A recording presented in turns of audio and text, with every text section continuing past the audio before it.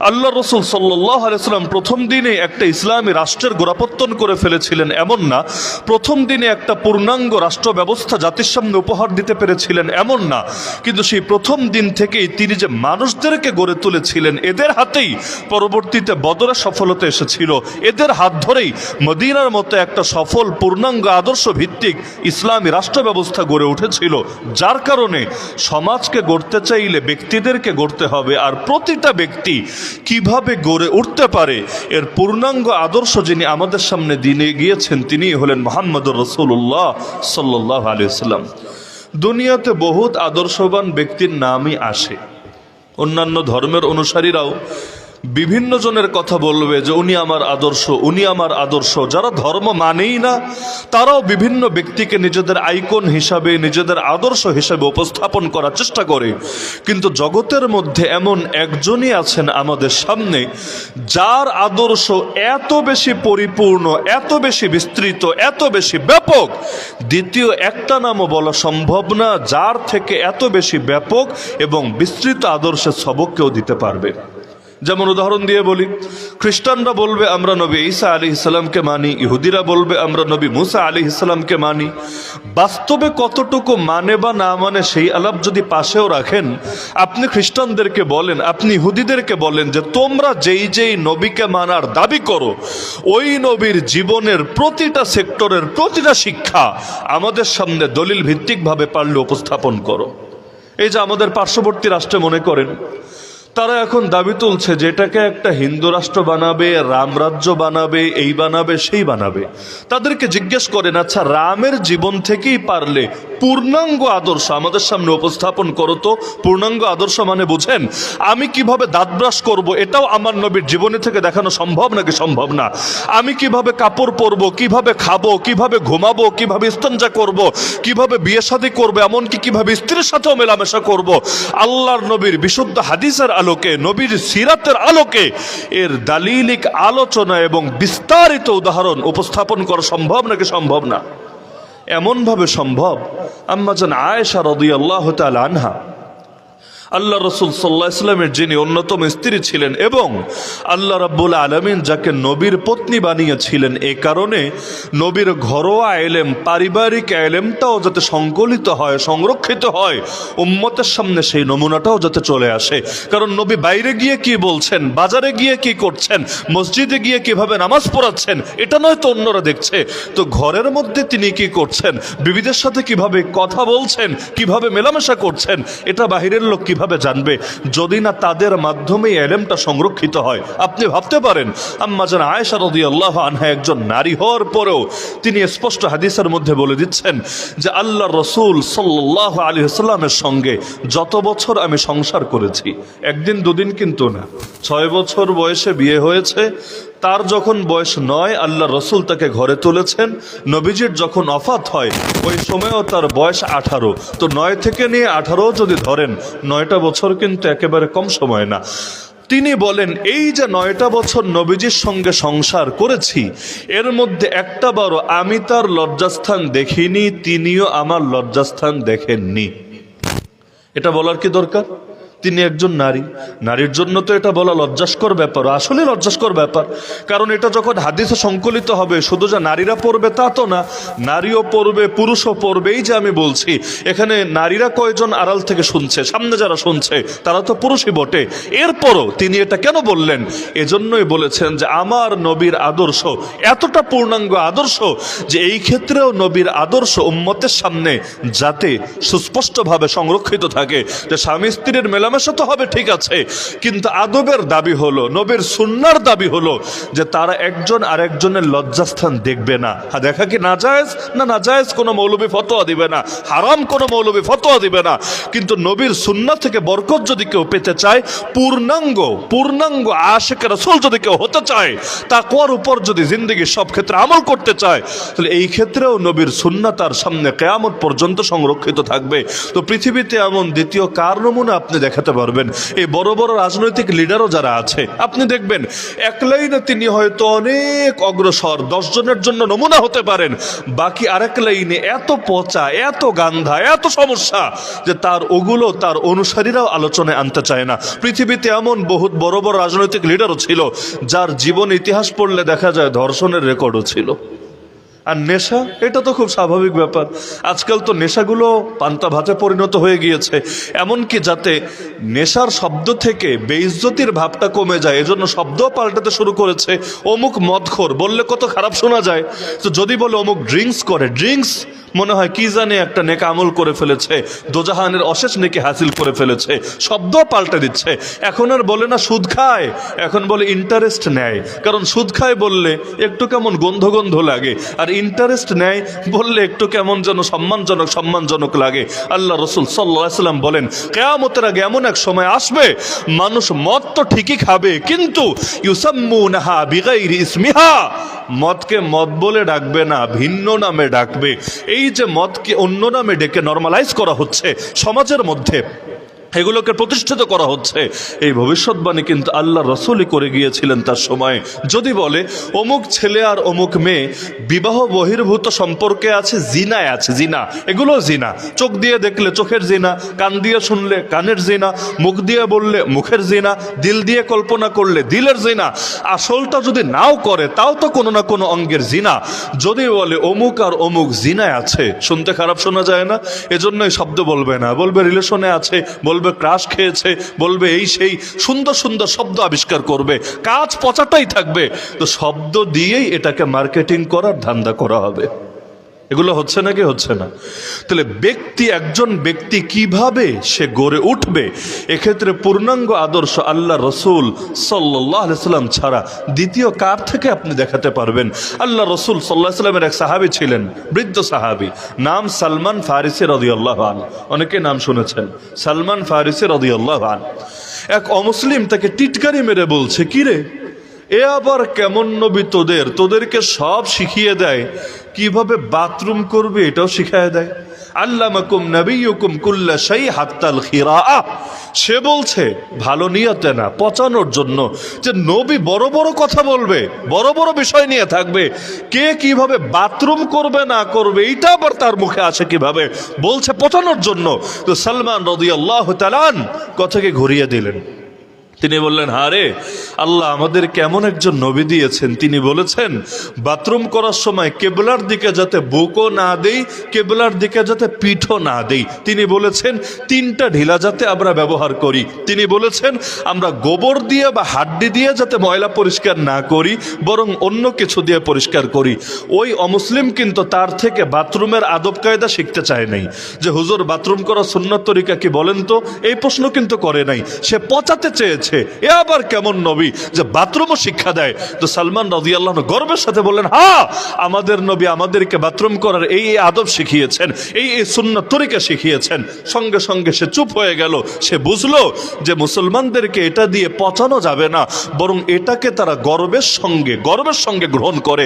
আজও যেমন মুসলমানদেরকে বিভিন্ন গালি দেয় না, কখনো বলবে সাম্প্রদায়িক, কখনো বলবে মৌলবাদী, কখনো বলবে জঙ্গি।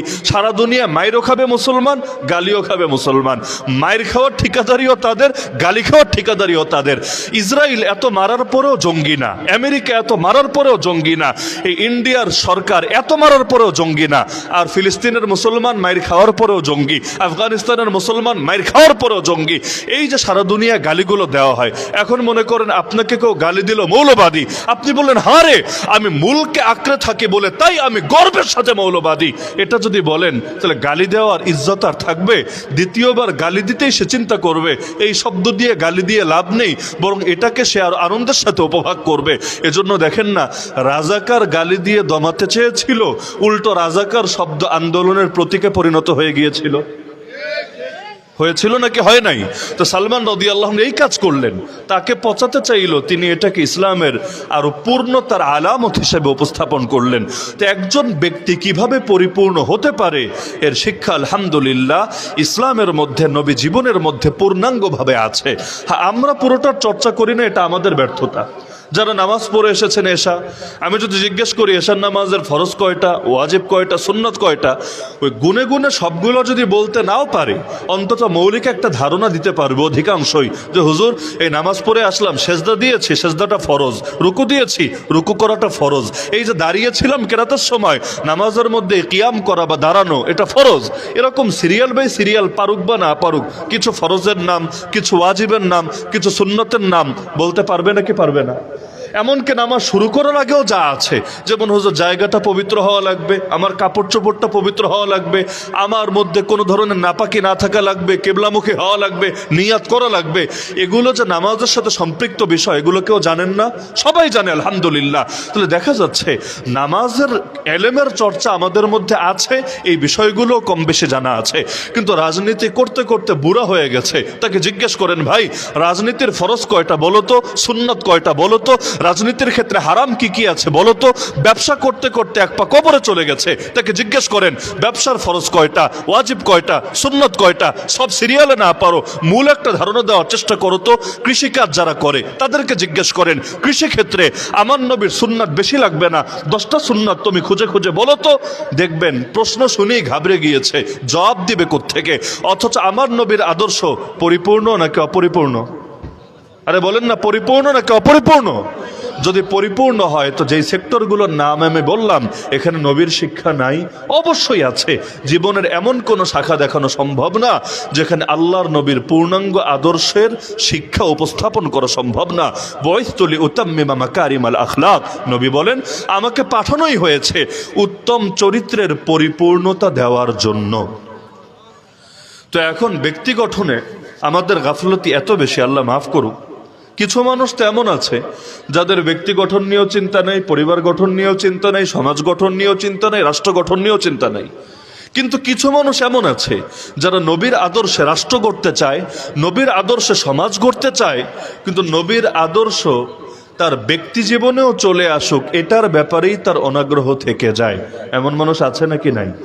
ডাক দিলে জিহাদে নেমে যাবে, ডাক দিলে শহীদ হওয়ার জন্য সে কাফনের কাপড় পরে রেডি হয়ে যাবে, কিন্তু যেখানে তার কোনো ওজর নাই, ব্যক্তি জীবন, এখানেই শুধু আল্লাহর নবীর আদর্শটা তার চর্চার বাইরে থেকে যাবে। অথচ ব্যক্তি কিন্তু আগে, সমাজ কিন্তু পরে। আল্লাহ কোরআনে বলেন, হে ঈমানদাররা, আগে নিজেকে বাঁচাও আগুন থেকে এবং তোমার ফ্যামিলিকেও বাঁচাও আগুন থেকে। নিজের কথা বলেছেন আগে, ফ্যামিলির কথাও বলেছেন 2 নম্বরে, ও আনফুসাকুম ওয়া আহলিকুম নারা। কারণ সমাজ চাইলেই প্রতিটা ব্যক্তি পরিবর্তন করতে পারবে এমন না, এর নিয়ন্ত্রণ কার হাতে? নিয়ন্ত্রণ কার হাতে? মক্কার যুগে যে সাহাবীরা মৃত্যুবরণ করেছেন বা শহীদ হয়েছেন, তারাও কি চান নাই সমাজ পরিবর্তন করতে? অবশ্যই চেয়েছেন। সুমাইয়া রাদিয়াল্লাহু আনহা চেয়েছিলেন এমন এক মক্কা দেখবেন যেই মক্কার আকাশে কালেমার পতাকা পতপত করে উড়বে, যেই মক্কায় নামাজ পড়ার জন্য কারো উপর জুলুম করা হবে না, ঈমান আনার জন্য কাউকে হত্যা করা হবে না। তিনিও তো স্বপ্ন দেখেছিলেন, কিন্তু সেই স্বপ্নের পূর্ণতা, স্বপ্নের বাস্তবায়ন তো দেখে যাওয়ার তৌফিক হয় নাই, এর আগেই শহীদ হয়ে গিয়েছেন। তো সমাজ, আমি চাইলাম যে আগামীকাল ভোর হওয়ার আগেই এই পুরো সমাজটা ইসলামের সমাজ হয়ে যাক, আমি চাইলাম, আপনারা সবাই মিলে চাইলেন, কিন্তু এটা আমাদের চাইলেই হবে না আল্লাহর ফয়সালাও লাগবে? লা হাওলা ওয়ালা কুওয়াতা ইল্লা বিল্লাহ। আল্লাহর ফয়সালা ছাড়া আমাদের শক্তি দিয়ে কোনো কিছুই হবে না। আমাদের কোনো শক্তি, কোনো সামর্থ্য কোনো কাজে আসবে না আল্লাহর তৌফিক না পেলে। তাহলে সমাজ তো একটা বড় বিষয়, কিন্তু ব্যক্তি তো ছোট বিষয়, আমার অধীনে, আমার নিয়ন্ত্রণে। তাহলে ব্যক্তিগত জীবনেও নবীর আদর্শ চর্চায় বাধাটা কোথায় আছে আমাকে বলেন? আমি সমাজে ইসলাম প্রতিষ্ঠা করতে চাচ্ছি, আলহামদুলিল্লাহ, কিন্তু ব্যক্তি জীবনে আমি গান বাজনাই ছাড়তে পারলাম না, ব্যক্তি জীবনে আমি পর্দাপোশিদার ব্যাপারে সেন্সিটিভ হতে পারলাম না, ব্যক্তি জীবনে সুদ ঘুষকে আমি লাল কার্ড দেখাতে পারলাম না, ব্যক্তি জীবনে হারাম রিলেশন আমি ছাড়তে পারলাম না, ব্যক্তি জীবনেই মুখের মধ্যে দাড়িটা পর্যন্ত রাখতে পারলাম না, যে দাড়ি রাখলে আমাকে মনে হয় সুন্দর লাগবে না। অথচ এই মুখ দিয়েই বলি, আল্লাহ নবীর চাইতে বেশি সুন্দর পৃথিবীতে কেউ ছিল না। নবীর চাইতে সুন্দর কেউ ছিল? আরে কেউ ছিল? এমনকি ইউসুফ আলাইহিস সালামের চাইতে আমার নবী বেশি সুন্দর ছিলেন। এজন্য হাসান বিন সাবিত বলেছিলেন, ওয়া আজমালা মিনকা লাম তালিদিন নিসাউ, আপনার চাইতে সুন্দর কাউকে কোন নারী জন্মই দেয় নাই। জন্মই যদি না দেয় আসবে কিভাবে? আপনার চাইতে সুন্দর কাউকে জন্মই দেয় নাই। আল্লাহর নবী এটা শুনে প্রতিবাদ করেন নাই, উল্টো খুশি হয়ে দোয়া করেছিলেন, হে আল্লাহ, আমার হাসানকে জিবরিল আমিনের দ্বারা শক্তিশালী করেন। তাহলে আল্লাহর নবী তো এত সুন্দর ছিলেন, যার সামনে আকাশের চাঁদও কিছু না। হাদিসে আছে, জাবের রাদিয়াল্লাহু আনহু, এক সাহাবী যার নাম জাবের রাদিয়াল্লাহু আনহু, একদিন নবীর কাছে আসলেন রাতের বেলা। ওই রাতটা ছিল পূর্ণিমার রাত, স্বাভাবিক রাত না, পূর্ণিমার রাত। আকাশেও মেঘ ছিল না, স্পষ্টভাবে পূর্ণিমার চাঁদ দেখা যাচ্ছিল। আল্লাহর নবী তখন ঘরে ছিলেন না, ঘরের বাইরে বসা ছিলেন। তিনি এসে বলেন যে আমার চোখ একবার গেল নবীর চেহারা মোবারকের দিকে, আবার তাকালাম চাঁদের দিকে, আবার নবীর চেহারার দিকে, আবার চাঁদের দিকে, আবার চেহারার দিকে, আবার চাঁদের দিকে। তিনি বলেন বুঝে উঠতে পারছিলাম না প্রথমে আমার নবীর চেহারা বেশি সুন্দর না আসমানের চাঁদ বেশি সুন্দর। কিছুক্ষণ পর আমার দিলে সাক্ষ্য দিল, ওরে আকাশের চাঁদ, আমার নবীর সৌন্দর্যের সামনে তোমার সৌন্দর্য ম্লান, আমার নবী তোমার চাইতেও বেশি সুন্দর। তাহলে যেই রাসূল সাল্লাল্লাহু আলাইহি সাল্লাম এত বেশি সুন্দর ছিলেন, সেই নবীর চেহারায় দাড়ি ছিল নাকি ছিল না? তো দাড়ি রাখলে অসুন্দর হয় না দাড়ি রাখলে সুন্দর হয়? যখন মানলেন নবীর চেহারার চাইতে সুন্দর চেহারা কারো নাই, তার মানে দাড়িটা সৌন্দর্যের প্রতীক, এটা অসুন্দরের প্রতীক না, এটা খারাপের প্রতীক না। তাহলে দাড়ি কেন রাখে না? জবাব দিবে, ওই যাদেরকে সিনেমায় নায়ক হিসাবে দেখি ওদের মুখে তো দাড়ি নাই। খেলাধুলার মধ্যে যাদেরকে বড় বড় খেলোয়াড় সেলিব্রিটি হিসাবে দেখি ওদের মুখে তো দাড়ি নাই। তো মুখ দিয়ে বলবো আমার আদর্শ মুহাম্মদুর রাসূলুল্লাহ সাল্লাল্লাহু আলাইহি ওয়াসাল্লাম, কিন্তু আমার চুল সাক্ষ্য দিবে, আমার আদর্শ কোনো কাফের মুশরিক আমার মুখ সাক্ষ্য দেবে, আমার আদর্শ কোনো পাপিষ্ঠ আমার গা আমার জামা পোশাক সাক্ষ্য দেবে, আমার আদর্শ ভিন্ন কেউ। তো মুখে আর কাজে যদি না মেলে, এটারই তো এক ধরনের মুনাফিকি বলে। মুখে একটা কাজে যদি আরেকটা হয়, এটা তো ইমানদারি আর সততার আলামত না রে ভাই। তাহলে ব্যক্তি জীবনে বাধা কোথায়? হ্যাঁ, যদি এমন হতো বাংলাদেশে দাড়ি রাখলে ধরে ধরে জেলখানায় ভরে দিত, দাড়ি রাখলে ধরে ধরে আয়না ঘরে নিয়ে যেত, দাড়ি রাখলে ক্রস ফায়ার দিয়ে মেরে ফেলতো, যদি এমন পরিস্থিতি হতো, তাও নয়তো কেউ ওজোর হিসাবে বললেও বলতে পারতো। কিন্তু এমন কোনো আশঙ্কা আছে নাকি এই দেশে? আরে আছে? দাড়ি রাখলে খারাপ বলে? খারাপ তো বলেই না, উল্টা ইজ্জত বাড়ে। আলহামদুলিল্লাহ। বিশ্বাস না হলে রেখে দেখেন, বিশ্বাস না হলে রেখে দেখেন, ইজ্জত যদি না বাড়ে আমাকে বললেন। প্রথমে হয়তো বন্ধুরাই টিটকারি মারবে, কিরে তুইও দেখি আঙ্কেল হয়ে গেলি, তুইও দেখি মৌলবাদী মোল্লা মৌলবী হয়ে গেলি, টিটকারি হয়তো মারবে। তো দুদিন পরে দেখবেন বন্ধু মহলে আপনার ইজ্জত, আপনার কথার সম্মান, আপনার মর্যাদা অন্য 10 জনের চাইতে অবশ্যই বাড়বেই বাড়বে। কারণ আমার নবীর প্রতিটা সুন্নতের মধ্যে আলহামদুলিল্লাহ বরকত আছে, সম্মান এবং মর্যাদাও আছে। আর সম্মান দেওয়ার মালিককে? মালিক যেহেতু আল্লাহ, আল্লাহর হাবিবের সুন্নতের মধ্যে সম্মান দিবেন না তো কোথায় দিবেন? এজন্যই নবীর আলোচনা আসতে গেলে এখানে শিরোনামটাও আমার ভালো লেগেছে, যে ব্যক্তি ও সমাজ গঠন উভয়টাই হাইলাইটে আনা হয়েছে। এমন যাতে না হয় সমাজ গড়তে গিয়ে ব্যক্তি গড়ার খবর নাই, আবার এমনও যাতে না হয় ব্যক্তিরা গড়তে গিয়ে সমাজও গড়ার খবর নাই। দুই লাইনই আমাদের গাফলতি আছে। কেউ ব্যক্তি নিয়ে এত ব্যস্ত সারা জীবন চলে যায় তার ব্যক্তিকে গড়ার পেছনে, সমাজ নিয়ে রাষ্ট্র নিয়ে ভাবারই তার সময় হয় না। জিজ্ঞেস করবেন কি করো? ইমান ঠিক করি। 10 বছর পর জিজ্ঞেস করবেন কি করো? আর ইমান তো এখনো ঠিক হয় না, ইমান ঠিক করি। 20 বছর পর জিজ্ঞেস করবেন কি করো? ভাই এখনো ইমান ঠিক করি। তো ভাই এই ল্যাংরা ইমান, এই লুলা ইমান, এই ইমান নিয়ে আমি অন্য কাজ কিভাবে করতে পারি? বাকি যা আছে সমাজ ঠিক করা, রাষ্ট্র ঠিক করা, বাতিলের মোকাবেলা করা, আগে ইমান মজবুত হোক তারপর করব। কিন্তু ইমান মজবুত হতে হতে যে কবরে যাওয়ার সময় চলে এসেছে এই খবর আর তার থাকে না। ইসলামের মধ্যে ইমানের পর সবচাইতে দামি হলো নামাজ, সবচাইতে দামি জিহাদ না, সবচাইতে গুরুত্বপূর্ণ কোনটা? নামাজ। তাহলে ল্যাংরা ইমান নিয়ে যদি নামাজ পড়া যায়, ল্যাংরা ইমান নিয়ে তো যাকাতও দেওয়া যাবে, ল্যাংরা ইমান নিয়ে তো হজও করা যাবে, ল্যাংরা ইমান নিয়ে তো রোজাও রাখা যাবে, ল্যাংরা ইমান নিয়ে তো জিহাদও করা যাবে। কারণ আমল বাদ দিয়ে ইমানটা পূর্ণাঙ্গ হবেই বা কিভাবে? আমল ছেড়ে এমন কোনো ছুমন্ত ছু নাই যেটা দিলে ইমান অটো পরিপূর্ণ হবে। ইমানকে পরিপূর্ণ করতে চাইলে আমল করে করেই করতে হবে। ইমানের হালত যেমন হোক, এক সাহাবী যুদ্ধ চলাকালে ইমান এনেছে, যুদ্ধ চলছে মুসলমান আর ইহুদিদের মধ্যে, খায়বারের যুদ্ধের কথা। ওই যুদ্ধ চলাকালে আল্লাহর বান্দা কালেমা পড়ে মুসলমান হয়েছে। মুসলমান হওয়ার আগে নবীকে জিজ্ঞেস করলি, ইয়া রাসূলুল্লাহ কি করবো আগে বলেন তো, আগে ঈমান আনবো না আগেই যুদ্ধ শুরু করে দিব? নবী বললেন, ঈমান আনো, ঈমান এনেই যুদ্ধ শুরু করো। তিনি কালেমাটা পড়লেন, কালেমা পড়েই যুদ্ধ শুরু করলেন। আল্লাহর কে আজীব কুদরত, ওই যুদ্ধেই তিনি শহীদ হয়ে গেলেন। না নামাজ পড়ার টাইম পেয়েছেন, না রোজা রাখার টাইম পেয়েছেন, না হজ জাকাত করার টাইম পেয়েছেন, না তবলিগ করার টাইম পেয়েছেন, না খানকায় গিয়ে চিল্লা লাগানোর টাইম পেয়েছেন, কিচ্ছু পারেন নাই।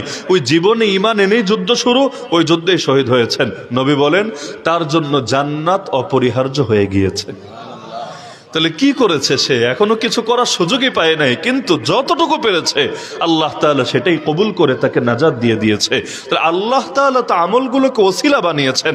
আল্লাহ তো যাচাই করতে চান, যাচাই। আরে আমল বেশি করলেই মর্যাদা বেশি, এমন যদি হতো অতীতের উম্মতরাই আমাদের আগে সব জান্নাত দখল করে বসে থাকতো, কারণ ওদের হায়াত বড়, আমলে বেশি। আমাদের হায়াতও কম, আমলও কম। আমল তো জাস্ট একটা ওসিলা। এই যে নবীকে আমরা পেয়েছি, এই নবী তো ওরা পায় নাই। এই নবীর উম্মত সৌভাগ্য আমরা পেয়েছি, সৌভাগ্য তো ওরা পায় নাই। আমরা নামাজ পড়ি 5 ওয়াক্ত, আল্লাহ সব দিয়ে দেন 50 ওয়াক্ত। আমরা এক লাইলাতুল কদরে ইবাদত করলে 1000 মাসের চাইতে শ্রেষ্ঠ হয়ে যায়। এই মাকাম তারা পাবে কোথায়? এজন্য সম্মান দেওয়ার মালিক, মর্যাদা বাড়ানোর মালিক কে? আমলের বিনিময়ে আল্লাহ কয় গুণ দেন? কেউ বলবে 10 গুণ, কেউ বলবে 700 গুণ, কেউ বাড়ায় বললে বলবে 49 কোটি গুণ। কিন্তু বাস্তবতা হলো আমলের প্রতিদান তো আল্লাহ দেবেন বেহিসাব। যেমন আমল করলাম 60 বছর, জান্নাতে থাকবো কয় বছর? যদি বলেন 600 বছর তাহলে বুঝলাম 10 গুণ। যদি বলেন 6000 বছর, 6 লাখ বছর, 6 কোটি বছর, তাহলেও ক্যালকুলেটরে হিসাব করে বের করবো এত গুণ। কিন্তু আপনারা সবাই জানেন এবং মানেন, একবার যদি জান্নাতে যাই আর কোনোদিন ফিরে আসবো না, আসতে চাইবো না, আল্লাহ বের করবে না। এটা ওই বাংলাদেশের ক্ষমতার মতো না যে 5 বছর, 10 বছর, 15 বছর থাকলাম, এরপর যেতে না চাইলেও পাবলিক দৌড়ানি দিয়ে বিদায় করবে। এটা এমন কোনো ব্যাপার না। একবার জান্নাতে গেলে আর কোনো আন্দোলন হবে না আপনার বিরুদ্ধে, আর কখনো বের হওয়া লাগবে না এখান থেকে। নির্বাচন নিয়েও কোনো ভয় নাই, নির্বাচন ছাড়াই চিরকাল রাজা হয়ে থাকবেন আপনি সেখানে। তাহলে এই যে আল্লাহ চিরকালের জন্য দিলেন, এটা কয় গুণ হলো? এটা কোনো গুণ টুন হয় নাই, আল্লাহ বেহিসাব দিয়ে দিবেন ইনশাআল্লাহ। কিন্তু এটার জন্য আল্লাহ জাস্ট ওসিলা বানিয়েছেন আমাদের এখানে। তাহলে 1 নম্বর বার্তা, নবীর আদর্শের আলোকে ব্যক্তি জীবন গড়া দরকার আছে নাকি নাই? আজকে থেকে নিয়াত করেন, যেই যেই বিষয়ে আপনার কোনো বাধা নাই, যেমন ধরেন এখানে যারা আছেন, আগামীকাল থেকে মেসওয়াক শুরু করতে আপনার কোনো বাধা আছে? বলবেন হুজুর ব্রাশ তো করি। হ্যাঁ ভাই, ব্রাশ করেন, ব্রাশ করার দ্বারা মুখ পরিষ্কার হয়, এটা একটা সুন্নত। আর ওই কাঁচা ডাল বা সাধারণ গাছের ডাল দিয়ে মুখ পরিষ্কার করা, এটা স্বতন্ত্র আরেকটা সুন্নত। এক সুন্নতের দ্বারা আরেক সুন্নত অটো আদায় হবে না। যেমন আমি মাহফিলে আসলাম, কিভাবে আসলাম? গাড়িতে চড়ে আসলাম। এক সময় মানুষ যেত কিভাবে? ঘোড়ার পিঠে চড়ে, বা উটের পিঠে চড়ে, বা গরুর গাড়িতে চড়ে। যতই গাড়ি আবিষ্কার হোক না কেন, আমার নবীর হাদিসে আছে, আল খাইলু মাকুদুন ফি নওয়াসিহাল খায়রু ইলা ইয়াউমিল কিয়ামা। কিয়ামত পর্যন্ত ঘোড়ার কপালে কল্যাণ লেখা থাকবে। তার মানে যারা এই ঘোড়া পালবে, কিয়ামত পর্যন্ত তাদের আমলনামায় সওয়াব আর ফজিলত ঠিকই লেখা হতে থাকবে। তো কিয়ামত যেহেতু হয় নাই, যতই গাড়ি আবিষ্কার হোক, যতই মোটরসাইকেল আবিষ্কার হোক, কিন্তু তাই বলে ঘোড়ার গুরুত্ব হারায় যাবে না। তো যতই ব্রাশ আসুক, মেসওয়াকের গুরুত্ব কমে যাবে, মেসওয়াকের গুরুত্ব হারিয়ে যাবে। আল্লাহ রসুল সাল্লাল্লাহু আলাইহি ওয়াসাল্লাম তিনি যে শুধু ওই মুখ পরিষ্কার করার জন্য, দুর্গন্ধ দূর করার জন্য ব্যবহার করা শিখিয়েছেন এমন না। আল্লাহ নবীর মুখের মধ্যে আবার দুর্গন্ধ হতো নাকি? নাউযুবিল্লাহি মিন যালিক। তিনি কি এটা দুর্গন্ধ দূর করার জন্য ব্যবহার করতেন নাকি? এত ব্যবহার করতেন, এত। ঘরে ঢোকার সময়ও মেসওয়াক, ঘর থেকে বের হওয়ার আগেও মেসওয়াক। এমনকি কখন এমন হয়েছে ইকামত হবে, ইকামত একটু পরে নামাজ, ওই সময় বের করে হালকা করে মেসওয়াক। এমন ভাবে না যে আবার রক্ত বের হয়ে যায় কিনা, মুখের মধ্যে আবার কুলি করা লাগে কিনা, এমন না, হালকা করে মেসওয়াক। এখনো কেউ হজে ওমরায় গেলে দেখবেন অনেক সৌদিয়ানরা এটার উপর আমল করে। বুক পকেট থাকে, আমার তো পকেটই নাই, যে হুজুরদের আছে বুক পকেট থাকে, ওই অনেক সময় বুকের মধ্যে একটা ছোট মেসওয়াক রেখে দেয়। ইকামত হচ্ছে, একটু পর নামাজ শুরু হবে, বের করে 1-2টা ঘষা দেয়। কেন ঘষা দিল? দাঁত পরিষ্কার করার জন্য না, না, বরং সুন্নতের উপর আমল করার জন্য। আল্লাহ রসুল এই মেসওয়াককে এত মহাব্বত করতেন, মহাব্বত, জরুরত না। প্রয়োজন ভিন্ন জিনিস আর প্রিয়জন ভিন্ন জিনিস, এটা তো বোঝেন। প্রয়োজন ভিন্ন জিনিস, প্রিয়জন ভিন্ন জিনিস। আল্লাহ রসুল সাল্লাল্লাহু আলাইহি ওয়াসাল্লাম তিনি মেসওয়াককে জাস্ট প্রয়োজন হিসাবে ব্যবহার করতেন না, বরং প্রিয় বস্তু হিসাবে ব্যবহার করতেন। জাস্ট একটা হাদিসে যথেষ্ট এটা বোঝানোর জন্য। বুখারীতে আছে, আম্মা জানা আয়েশা রাদিয়াল্লাহু তাআলা আনহা বলেন যে আল্লাহ রসুল সাল্লাল্লাহু আলাইহি ওয়াসাল্লামের শেষ বিদায়ের কথা। আল্লাহ রসুল আমার ঘরে ছিলেন, আমার রুমে। এমন সময় আমার ভাই আব্দুর রহমান রুমের মধ্যে এসে ঢুকলো, সালাম দিয়ে রুমে এসে ঢুকলো। ওই সময় আমার ভাই আব্দুর রহমানের হাতে একটা মেসওয়াক ছিল, অব্যবহৃত মেসওয়াক, এখনো কেউ ব্যবহার করে নাই, এমন একটা মেসওয়াক তার হাতে ছিল। তা আল্লাহ নবী সাল্লাল্লাহু আলাইহি ওয়াসাল্লাম সেই সময় তো তিনি বিশ্রামরত অবস্থায় ছিলেন এবং শেষ সময় তো নবীজির অনেক কষ্ট হচ্ছিল। অন্য হাদিসে আছে নবীজির সামনে একটা পাত্র রাখা ছিল, যে পাত্রের ভেতরে পানি ছিল। নবীজি বারবার সেখানে হাত ঢুকিয়ে সেই পানি নিয়ে চেহারা মুছছিলেন আর তিনি বারবার বলছিলেন, লা ইলাহা ইল্লাল্লাহ ইন্না লিল মাউতি সাকারাত, লা ইলাহা ইল্লাল্লাহ ইন্না লিল মাউতি সাকারাত। এক আল্লাহ ছাড়া ইবাদতের উপযুক্ত আর কোনো মাবুদ নাই। আর তিনি বলছিলেন, নিশ্চয়ই মৃত্যুর রয়েছে যন্ত্রণা, নিশ্চয়ই মৃত্যুর রয়েছে যন্ত্রণা। এমনকি অন্য বর্ণনায় আছে আব্দুল্লাহ বিন মাসউদ রাদিয়াল্লাহু আনহু তিনি এসে নবীকে দেখে পেরেশান, ইয়া রাসূলুল্লাহ আপনার এত কষ্ট হচ্ছে, আপনার এত যন্ত্রণা হচ্ছে, এত জ্বর চলে এসেছে। নবী বললেন, হ্যাঁ তোমাদের দুইজনের যে কষ্ট হয় আমার একার সেই পরিমাণ কষ্ট হচ্ছে, তোমাদের দুইজনের যে কষ্ট হয় আমার একার সেই পরিমাণ কষ্ট হচ্ছে। ওয়াকু কামা ইউআকু রাজুলানি মিনকুম। আব্দুল্লাহ বিন মাসউদ অবাক হয়ে বললেন, ইয়া রাসূলুল্লাহ এটা কেন? আমাদের চাইতে আপনার সওয়াবও ডাবল। এ কারণে প্রশ্ন দেখেন, সাহাবীর বুঝ দেখেন। আমি আপনি হলে চিন্তা করতাম, ইয়া আল্লাহ নবীজির কষ্ট হচ্ছে এই সময়। কিছু বেয়াদব এমনও আছে, আল্লাহ মাফ করুক। বাংলাদেশে বহুত বুজুর্গানের দিন এমন আছেন যারা শেষ জীবনে অনেক কষ্ট করে গিয়েছেন, অনেকে আছেন। কেউ এমন ছিলেন শেষ জীবনে জবান বন্ধ ছিল, কথা বলতে পারেননি। কেউ এমন ছিলেন শেষ জীবনে নিজের ছেলেকে পর্যন্ত চিনতেন না। কেউ এমন ছিলেন ক্যান্সার বা কোনো কারণে থেরাপি নিতে গিয়ে দাড়ি ছিল না শেষ জীবনে। আমাদের উস্তাদদের মধ্যেও কেউ কেউ ছিলেন শেষ জীবনে কষ্ট করেছেন। কিছু পাপিষ্ঠ আরে আলেমদেরকে নিয়ে বেয়াদবি করে বলে, ওই পাপ বাপরেও ছাড়ে না, পাপের কারণে আল্লাহ শিক্ষা দিচ্ছে। নাউযুবিল্লাহ মিন যালিক। নাউযুবিল্লাহ বলবেন না? অথচ তার চিন্তা করা দরকার ছিল, আল্লাহ তার বান্দাকে জান্নাতে আরো বড় মাকামে নিয়ে যেতে চাচ্ছে।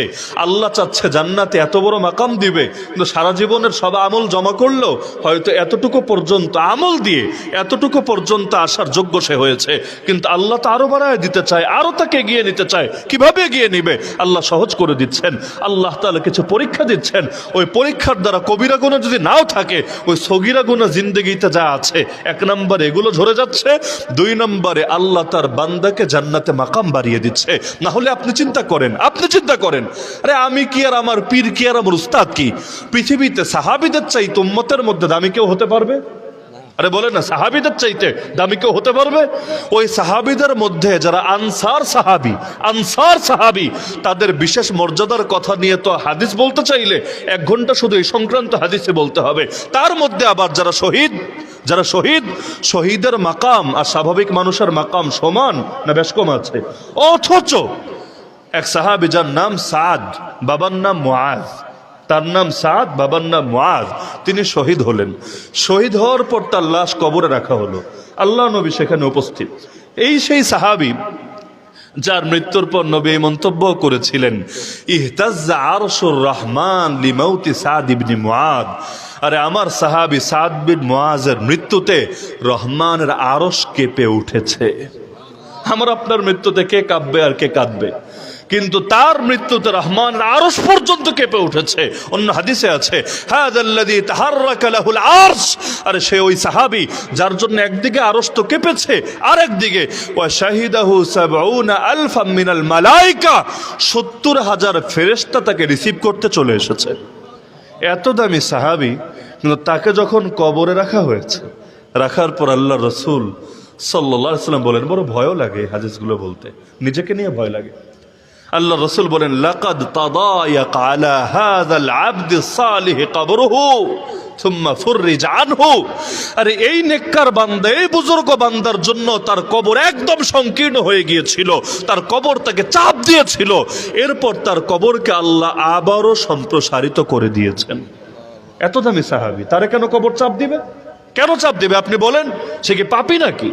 যাকে রাদিয়াল্লাহু আন ঘোষণা দিয়েছেন আল্লাহ নিজে, আল্লাহর রাসূল সাল্লাল্লাহু আলাইহি ওয়াসাল্লাম যার ব্যাপারে জানাচ্ছেন 70,000 ফেরেশতা তাকে রিসিভ করতে চলে এসেছে, যার মৃত্যুতে রহমানের আরশ কেঁপে উঠেছে, তাকে আবার কবর চাপ দিবে কোন দুঃখে? কারণটা কি?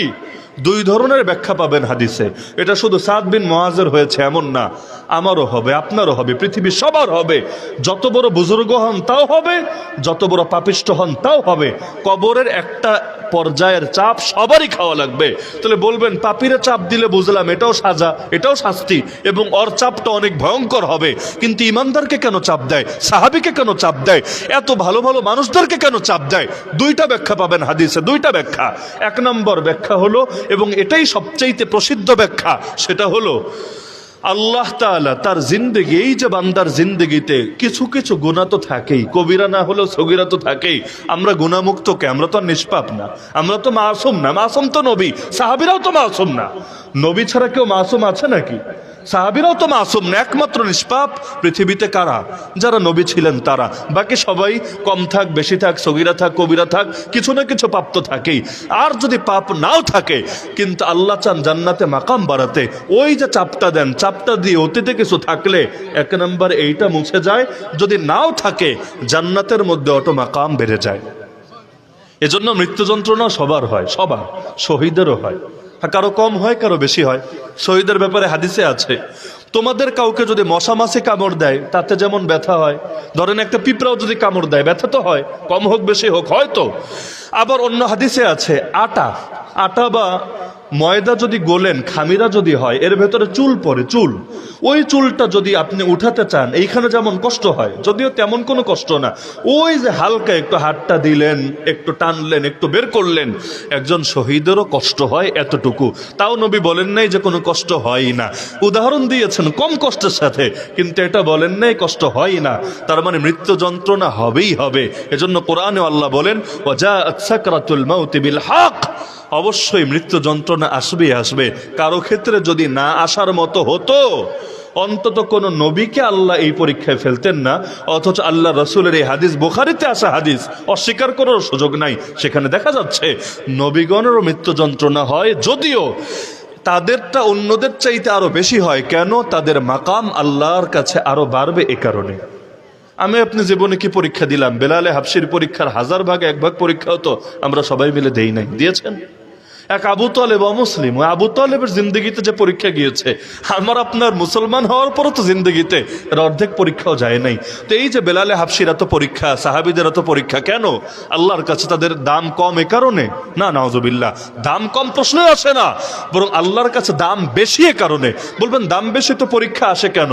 জবাব সিম্পল। একটা ছেলে কেজি 1-এ পড়ে, প্লেতে পড়ে, নার্সারিতে পড়ে, ও পরীক্ষা দিতে এসেছে। আর আরেকটা ছেলে অনার্সে আছে, মাস্টার্সে আছে, ও পরীক্ষা দিতে এসেছে। দুইজনের পরীক্ষা কি একরকম হবে না আলাদা হবে? কার পরীক্ষা কঠিন হবে? প্লে নার্সারির বাচ্চার পরীক্ষা কঠিন হবে না অনার্স মাস্টার্স যে করতে এসেছে ওর পরীক্ষা কঠিন হবে? এটা বোঝেন, যার যোগ্যতার লেভেল যেমন তার পরীক্ষাটাও তেমন। তা আমাদের ইমান কি অনার্স মাস্টার্সের মতো না প্লে নার্সারির মতো? সাহাবীদের সাথে যদি তুলনা করেন, আমাদের ইমান কি অনার্স মাস্টার্সের মতো না প্লে নার্সারির মতো? এর চাইতেও তো নিচে। ইমান যেমন পরীক্ষাও তেমন। তাদের ইমান ছিল অনেক বেশি, পরীক্ষাও এসেছে বেশি, পরীক্ষায় পাশ করে সার্টিফিকেটও পেয়ে গেছেন বড়। আমাদের ইমান কম, পরীক্ষাও কম, সার্টিফিকেটের মানও কম। এখানেই এসে পার্থক্য। এই দেখেন না, এখন কেউ কেউ আন্দোলন করে, পড়বে সাধারণ পড়া, কিন্তু সার্টিফিকেট চাইবে ওই বড়দের মতো সার্টিফিকেট। নামটা আমার নাই বললাম, দরকার নাই, কেউ কেউ কষ্ট পেতে পারেন। এখনো বাংলাদেশে আন্দোলন হয় বিভিন্ন জেলায়, বিভিন্ন থানায়, যে আমরা যদিও পড়ি এখানে, কিন্তু আমাদের সার্টিফিকেট চাই ওদের মতো, কিন্তু সরকার দিতে চায় না। অযৌক্তিক ব্যাপার, কেনই বা দিতে চাইবে?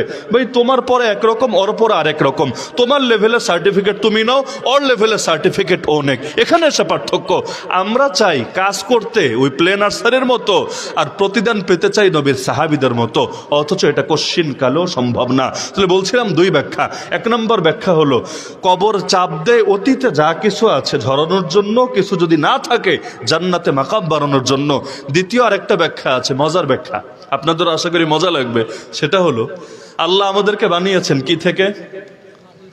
মিনহা খালাকনাকুম ওয়া ফিহা নুঈদুকুম ওয়া মিনহা নুখরিজুকুম তারাতান উখরা। কোরআনের আয়াতই তো এটা। সৃষ্টি করেছি তোমাদেরকে মাটি থেকে, ফিরিয়ে আনবো মাটিতে, আবারও উঠাবো মাটির ভেতর থেকে। তাহলে মাটি থেকে সৃষ্টি করেছেন, এতদিন মাটির উপরে ছিলাম, এতকাল পর আবার মাটির কোলে ফিরে গেলাম। দুনিয়াতে কি হয় যে মনে করেন আপনি আমার বন্ধু, আমি আপনার বন্ধু, কিন্তু লম্বা একটা টাইম আপনার সাথে দেখা নাই।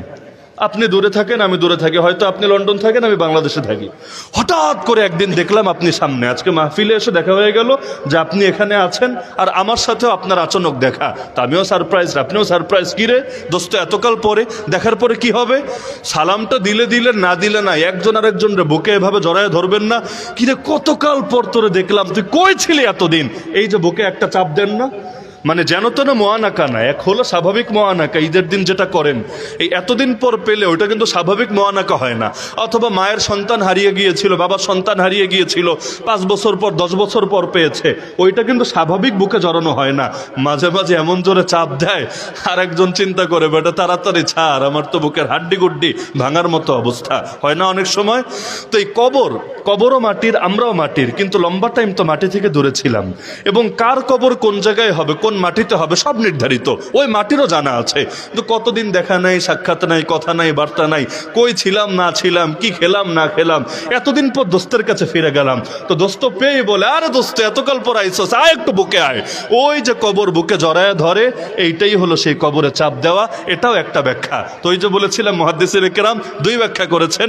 এক হলো গুনাহ মাফের জন্য কবর চাপ দেয়, আর এক হলো মহব্বতের কারণে কবর চাপ দেয়। এতদিন পর মিলন হলো, দেখা হলো, একটু চাপ তো দিতেই হয়। কিন্তু মুমিনের জন্য এটা বড় ব্যাপার না। এরপরেই সে যখন প্রশ্নের জবাবগুলো দিতে পারে, কবর এত প্রশস্ত হয়ে যায়, তার চোখ যায় যত দূর, কবরও হয়ে যায় তত বড়। বলবেন উপর দিয়ে তো বাড়ে না, উপর দিয়ে বাড়া লাগবে না, যেখানে বাড়া দরকার সেখানে আল্লাহ তাআলা ঠিকই বাড়িয়ে দেন। তাহলে এই যে দেখা যাচ্ছে ব্যক্তি জীবনে যেখানে যেখানে ওজর নাই, সেখানে সেখানে আমি বলছিলাম নবীর সুন্নাত অনুসরণ প্রসঙ্গে, মনে আছে কিনা? আল্লাহ রসুলের ঘরে গেলেন সাহাবী আব্দুর রহমান, আম্মাজান আয়েশার ভাই, যার হাতে কি ছিল মনে আছে তো? কি ছিল? একটা মেসওয়াক। নবীজির একদিকে তো কষ্ট হচ্ছিল, কিন্তু এই অবস্থায়ও আল্লাহ নবী বারবার তার মেসওয়াকের দিকে তাকাচ্ছিলেন। তো মনে করেন আপনি আমার বাসায় বেড়াতে আসলেন, হাতে একটা মিষ্টির প্যাকেট, ফুলকলি থেকে বা বনফুল থেকে বা অন্য কোনো জায়গা থেকে এনেছেন। এখন আমাকে দেনও না, কিছু বলেনও না, হাতে নিয়ে বসে আছেন। এখন আমি একবার তাকে চেহারার দিকে, আবার তাকাচ্ছি বারবার মিষ্টির প্যাকেটের দিকে। আপনি লক্ষ্য করলেন, ও হুজুরের নজর তো জায়গা মতো পড়েছে। আপনি কি করবেন? কতক্ষণ পর তো আপনি বুঝতে পেরে আপনি হয়তো এটা রাখবেন, না হলে ঘরের ভেতরে পাঠাবেন, না হলে বলবেন হুজুর হাদিয়া আপনার জন্য হাতে দিবেন। এটাই স্বাভাবিক ব্যাপার না? তো আল্লাহ রসুল বারবার মেসওয়াকের দিকে তাকাচ্ছেন। আম্মাজান আয়েশা এটা লক্ষ্য করলেন। আর আম্মাজান তো জানেনই যে নবী মেসওয়াককে ভালোবাসেন। ওয়া কানা ইউহিব্বুস সিওয়াক। নবী শুধু মেসওয়াককে প্রয়োজনের খাতিরে ব্যবহার করেন এমন না, ভালোবাসেন। ভালোবাসা ভিন্ন জিনিস, আর প্রয়োজনের খাতিরে ব্যবহার করা ভিন্ন জিনিস।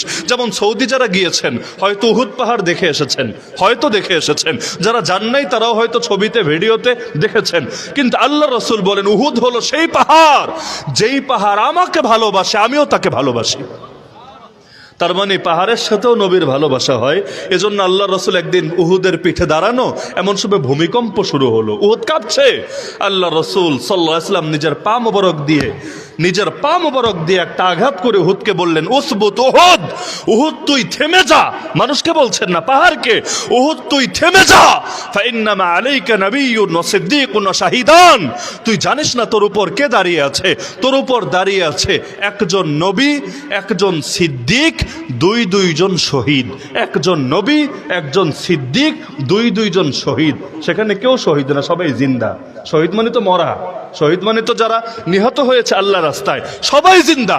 তো নবী বললেন একজন নবী, একজন সিদ্দিক, দুইজন শহীদ। নবীকে সবাই জানেন, সিদ্দিককে তাও বোঝেন। সিদ্দিককে আবু বকর সিদ্দিক রাদিয়াল্লাহু আনহু। 2 শহীদকে মানুষে বাকি ছিল আর 2 জন। একজনের নাম ওমর রাদিয়াল্লাহু আনহু, আর একজনের নাম ওসমান রাদিয়াল্লাহু আনহু। এই হাদিস যেদিন শুনেছেন সেদিনই তারা নিশ্চিত হয়েছেন কপালে শাহাদাত জুটবে। কারণ নবীর জবান থেকে শহীদ শব্দ যখন বের হয়েছে, স্বাভাবিক মরণ সম্ভব না, আল্লাহ তাদেরকে শহীদ বানাবে। তাহলে দেখা যাচ্ছে উহুদের সাথে নবীর স্বাভাবিক সম্পর্ক ছিল না মহব্বতের সম্পর্ক ছিল। আল্লাহ রসুল মক্কা ছেড়ে চলে যাচ্ছেন, বারবার কাবার দিকে তাকাচ্ছেন, বারবার আল্লাহ রসুলের চোখ বেয়ে বেয়ে পানি গড়িয়ে পড়ছে। নবীজি বললেন, হে কাবা, তুমি পৃথিবীতে আমার নিকট সবচাইতে মহব্বতের জায়গা, সবচাইতে বেশি আমার কাছে প্রিয় জায়গা। আমার জাতি যদি আমাকে যেতে বাধ্য না করত, আমি কোনোদিনও তোমাকে ছেড়ে যেতাম না। কাবার বিরহে নবী কাঁদছেন। আপনি যান, হজে যান, উমরায় যান, দেখবেন বিপুল পরিমাণ মানুষ এমন যারা তওয়াফ করার সময় ফিলিংস নেই। কেন? এখন তো মাশাআল্লাহ হাতে হাতে মোবাইল, সব টাইমে কেউ সেলফিতে ব্যস্ত, কেউ লাইভে ব্যস্ত, কেউ ভিডিও করায় ব্যস্ত। এত ভিডিও দুনিয়াতে, এত ছবি, না তাতে পেট ভরবে না। হাজরে আসওয়াদে চুমু খাবে, তখনও সেলফি নেওয়ার চেষ্টা করে। মাকাম ইব্রাহিমে টাচ করবে, তখনও একদিকে হাত লাগাবে আর একদিকে এমনি করে একটা সেলফি তুলবে। ওর আবেগ আসবে কোত্থেকে? ওর ফিলিংস আসবে কোত্থেকে? এমনকি রওজায় আথারে চান্স পেলো একদিন হয়তো, গিয়ে সালাম দিবে। আরে সালাম দেওয়ার কয় সেকেন্ড পাবে? সিরিয়ালে তো দাঁড়ানোর সুযোগ নাই। একদিকে থেকে আসবেন আর একদিকে বের হবেন। নবীরে সালাম দিবে, এতকাল দেশ থেকে সালাম পাঠিয়েছে হাদিয়া, এবার সামনাসামনি এসেছে। এখন তো দিলে সবচাইতে আবেগ আসা দরকার ছিল, এমনকি কান্নায় গলা বন্ধ হয়ে যাওয়া দরকার ছিল, কারণ সামনাসামনি দেখার আবেগ তো সামলানো যায় না। কিন্তু সেখানেও দেখবেন, আরে সালাম দেওয়ার টাইম কই? ও ব্যস্ত হলো এই যে স্মৃতিটা রাখতে হবে, ছবি তুলতে হবে, ভিডিও করতে হবে। আল্লাহ মাফ করুক। তো এই কাবার সাথে নবীর এরকম জাস্ট ফর্মালিটির সম্পর্ক ছিল না, মহব্বতের সম্পর্ক ছিল। এজন্যই মহব্বতটা ভিন্ন জিনিস, আর কোনো কাজ করা ভিন্ন জিনিস। নামাজ তো আমরাও পড়ি, নামাজের সাথে মহব্বত আছে কয়জনের? নামাজে যদি মহব্বত থাকতো, তারাবির নামাজ 10 মিনিট দীর্ঘ হলে ইমামের উপর মেজাজ গরম হতো না। আল্লাহ রসুল নামাজ পড়তে পড়তে রাতের বেলা পা ফুলে যেত। এই হাদিস জানেন না কে জানেন না? আপনার জীবনে, আমার জীবনে কবে হয়েছে? পারলে একটা দিনের কথা বলেন, একটা রাতের কথা বলেন যে হুজুর ওই রাতে নামাজ পড়তে পড়তে আলহামদুলিল্লাহ জীবনে একবার হলেও আমার পা ফুলেছে, নবীর সঙ্গে এই মিল, এই সাদৃশ্যটুকু আমার হয়েছে। এত বড় আশেক মনে করি নিজেরে, অথচ নবীর নিয়মিত পা ফুলে যেত। কয় ঘন্টা দাঁড়ায় থাকলে পা ফুলে? চিন্তা করেন না, কয় ঘন্টা আল্লাহ রসুলের পা ফুলে যেত স্বাভাবিক মাসে, রমজানে না, স্বাভাবিক মাসেও। আর সেখানে রমজানে একটু লম্বা ইবাদত আমাদের সহ্য হয় না। বহুত মসজিদে এতেকাফের লোক খুঁজে পাওয়া যায় না, পয়সা দিয়ে বসাতে হয়, পয়সা। অথচ পয়সা দিয়ে এতেকাফে বসালেও এর দ্বারা এতেকাফের হক আদায় হবে না। একজনও যদি আল্লাহর রাজি খুশি করার জন্য না বসে, ওরা সবাই পাপী হবে, সবাই সবাই। এই একটা মানুষ অনেক সময় খুঁজে পাওয়া দুষ্কর হয় যে আল্লাহর রাজি করার জন্য বসবে। অথচ আল্লাহ রসুল খালিকে মসজিদে এতেকাফ করেছেন, ওই হেরা গুহায় গিয়ে যে মাসের পর মাস, মাসের পর মাস পড়ে থেকেছেন। আরে হেরা গুহায় যদি আপনাকে দিনের বেলা নিয়ে একা একা রেখে আসা হয়, তাই তো হার্ট ফেল করে মরবেন, ভয় লাগবে আপনার। অথচ সেখানে দিন নাই, রাত নাই, রাতে কোনো মানুষের আওয়াজ নাই, সেখান থেকে আর্তনাদ করলেও কেউ শুনবেন, এমন দূরের এক জায়গা, পাহাড়ের চূড়ার জায়গা। আল্লাহ রসুলের রাত কাটছে সেখানে, দিন কাটছে সেখানে। এমনকি কখনো খাবার নিতে, কখনো এমন হয়েছে খাবার নিতেও আসছেন না, আম্মাজান খাদিজা গিয়ে খাবার পৌঁছে দিচ্ছেন। আর কখনো আম্মাজান আশা লাগছে না, নিজে এসে নিয়ে যাচ্ছেন। তাহলে কেমন ছিল তার জিন্দেগি আর কেমন আমাদের জিন্দেগি? আল্লাহ মাফ করুন। আমাদের কেন যেন আমলের সাথে মহব্বতি হয় না। জিকির করি, চাপ মনে হয়, দিলে মহব্বত নাই। দোয়ায় হাত তুলি, চোখে পানি আসবে না, আসবে কোত্থেকে? দিল তো গেছে পাথরের চাইতেও শক্ত হয়ে।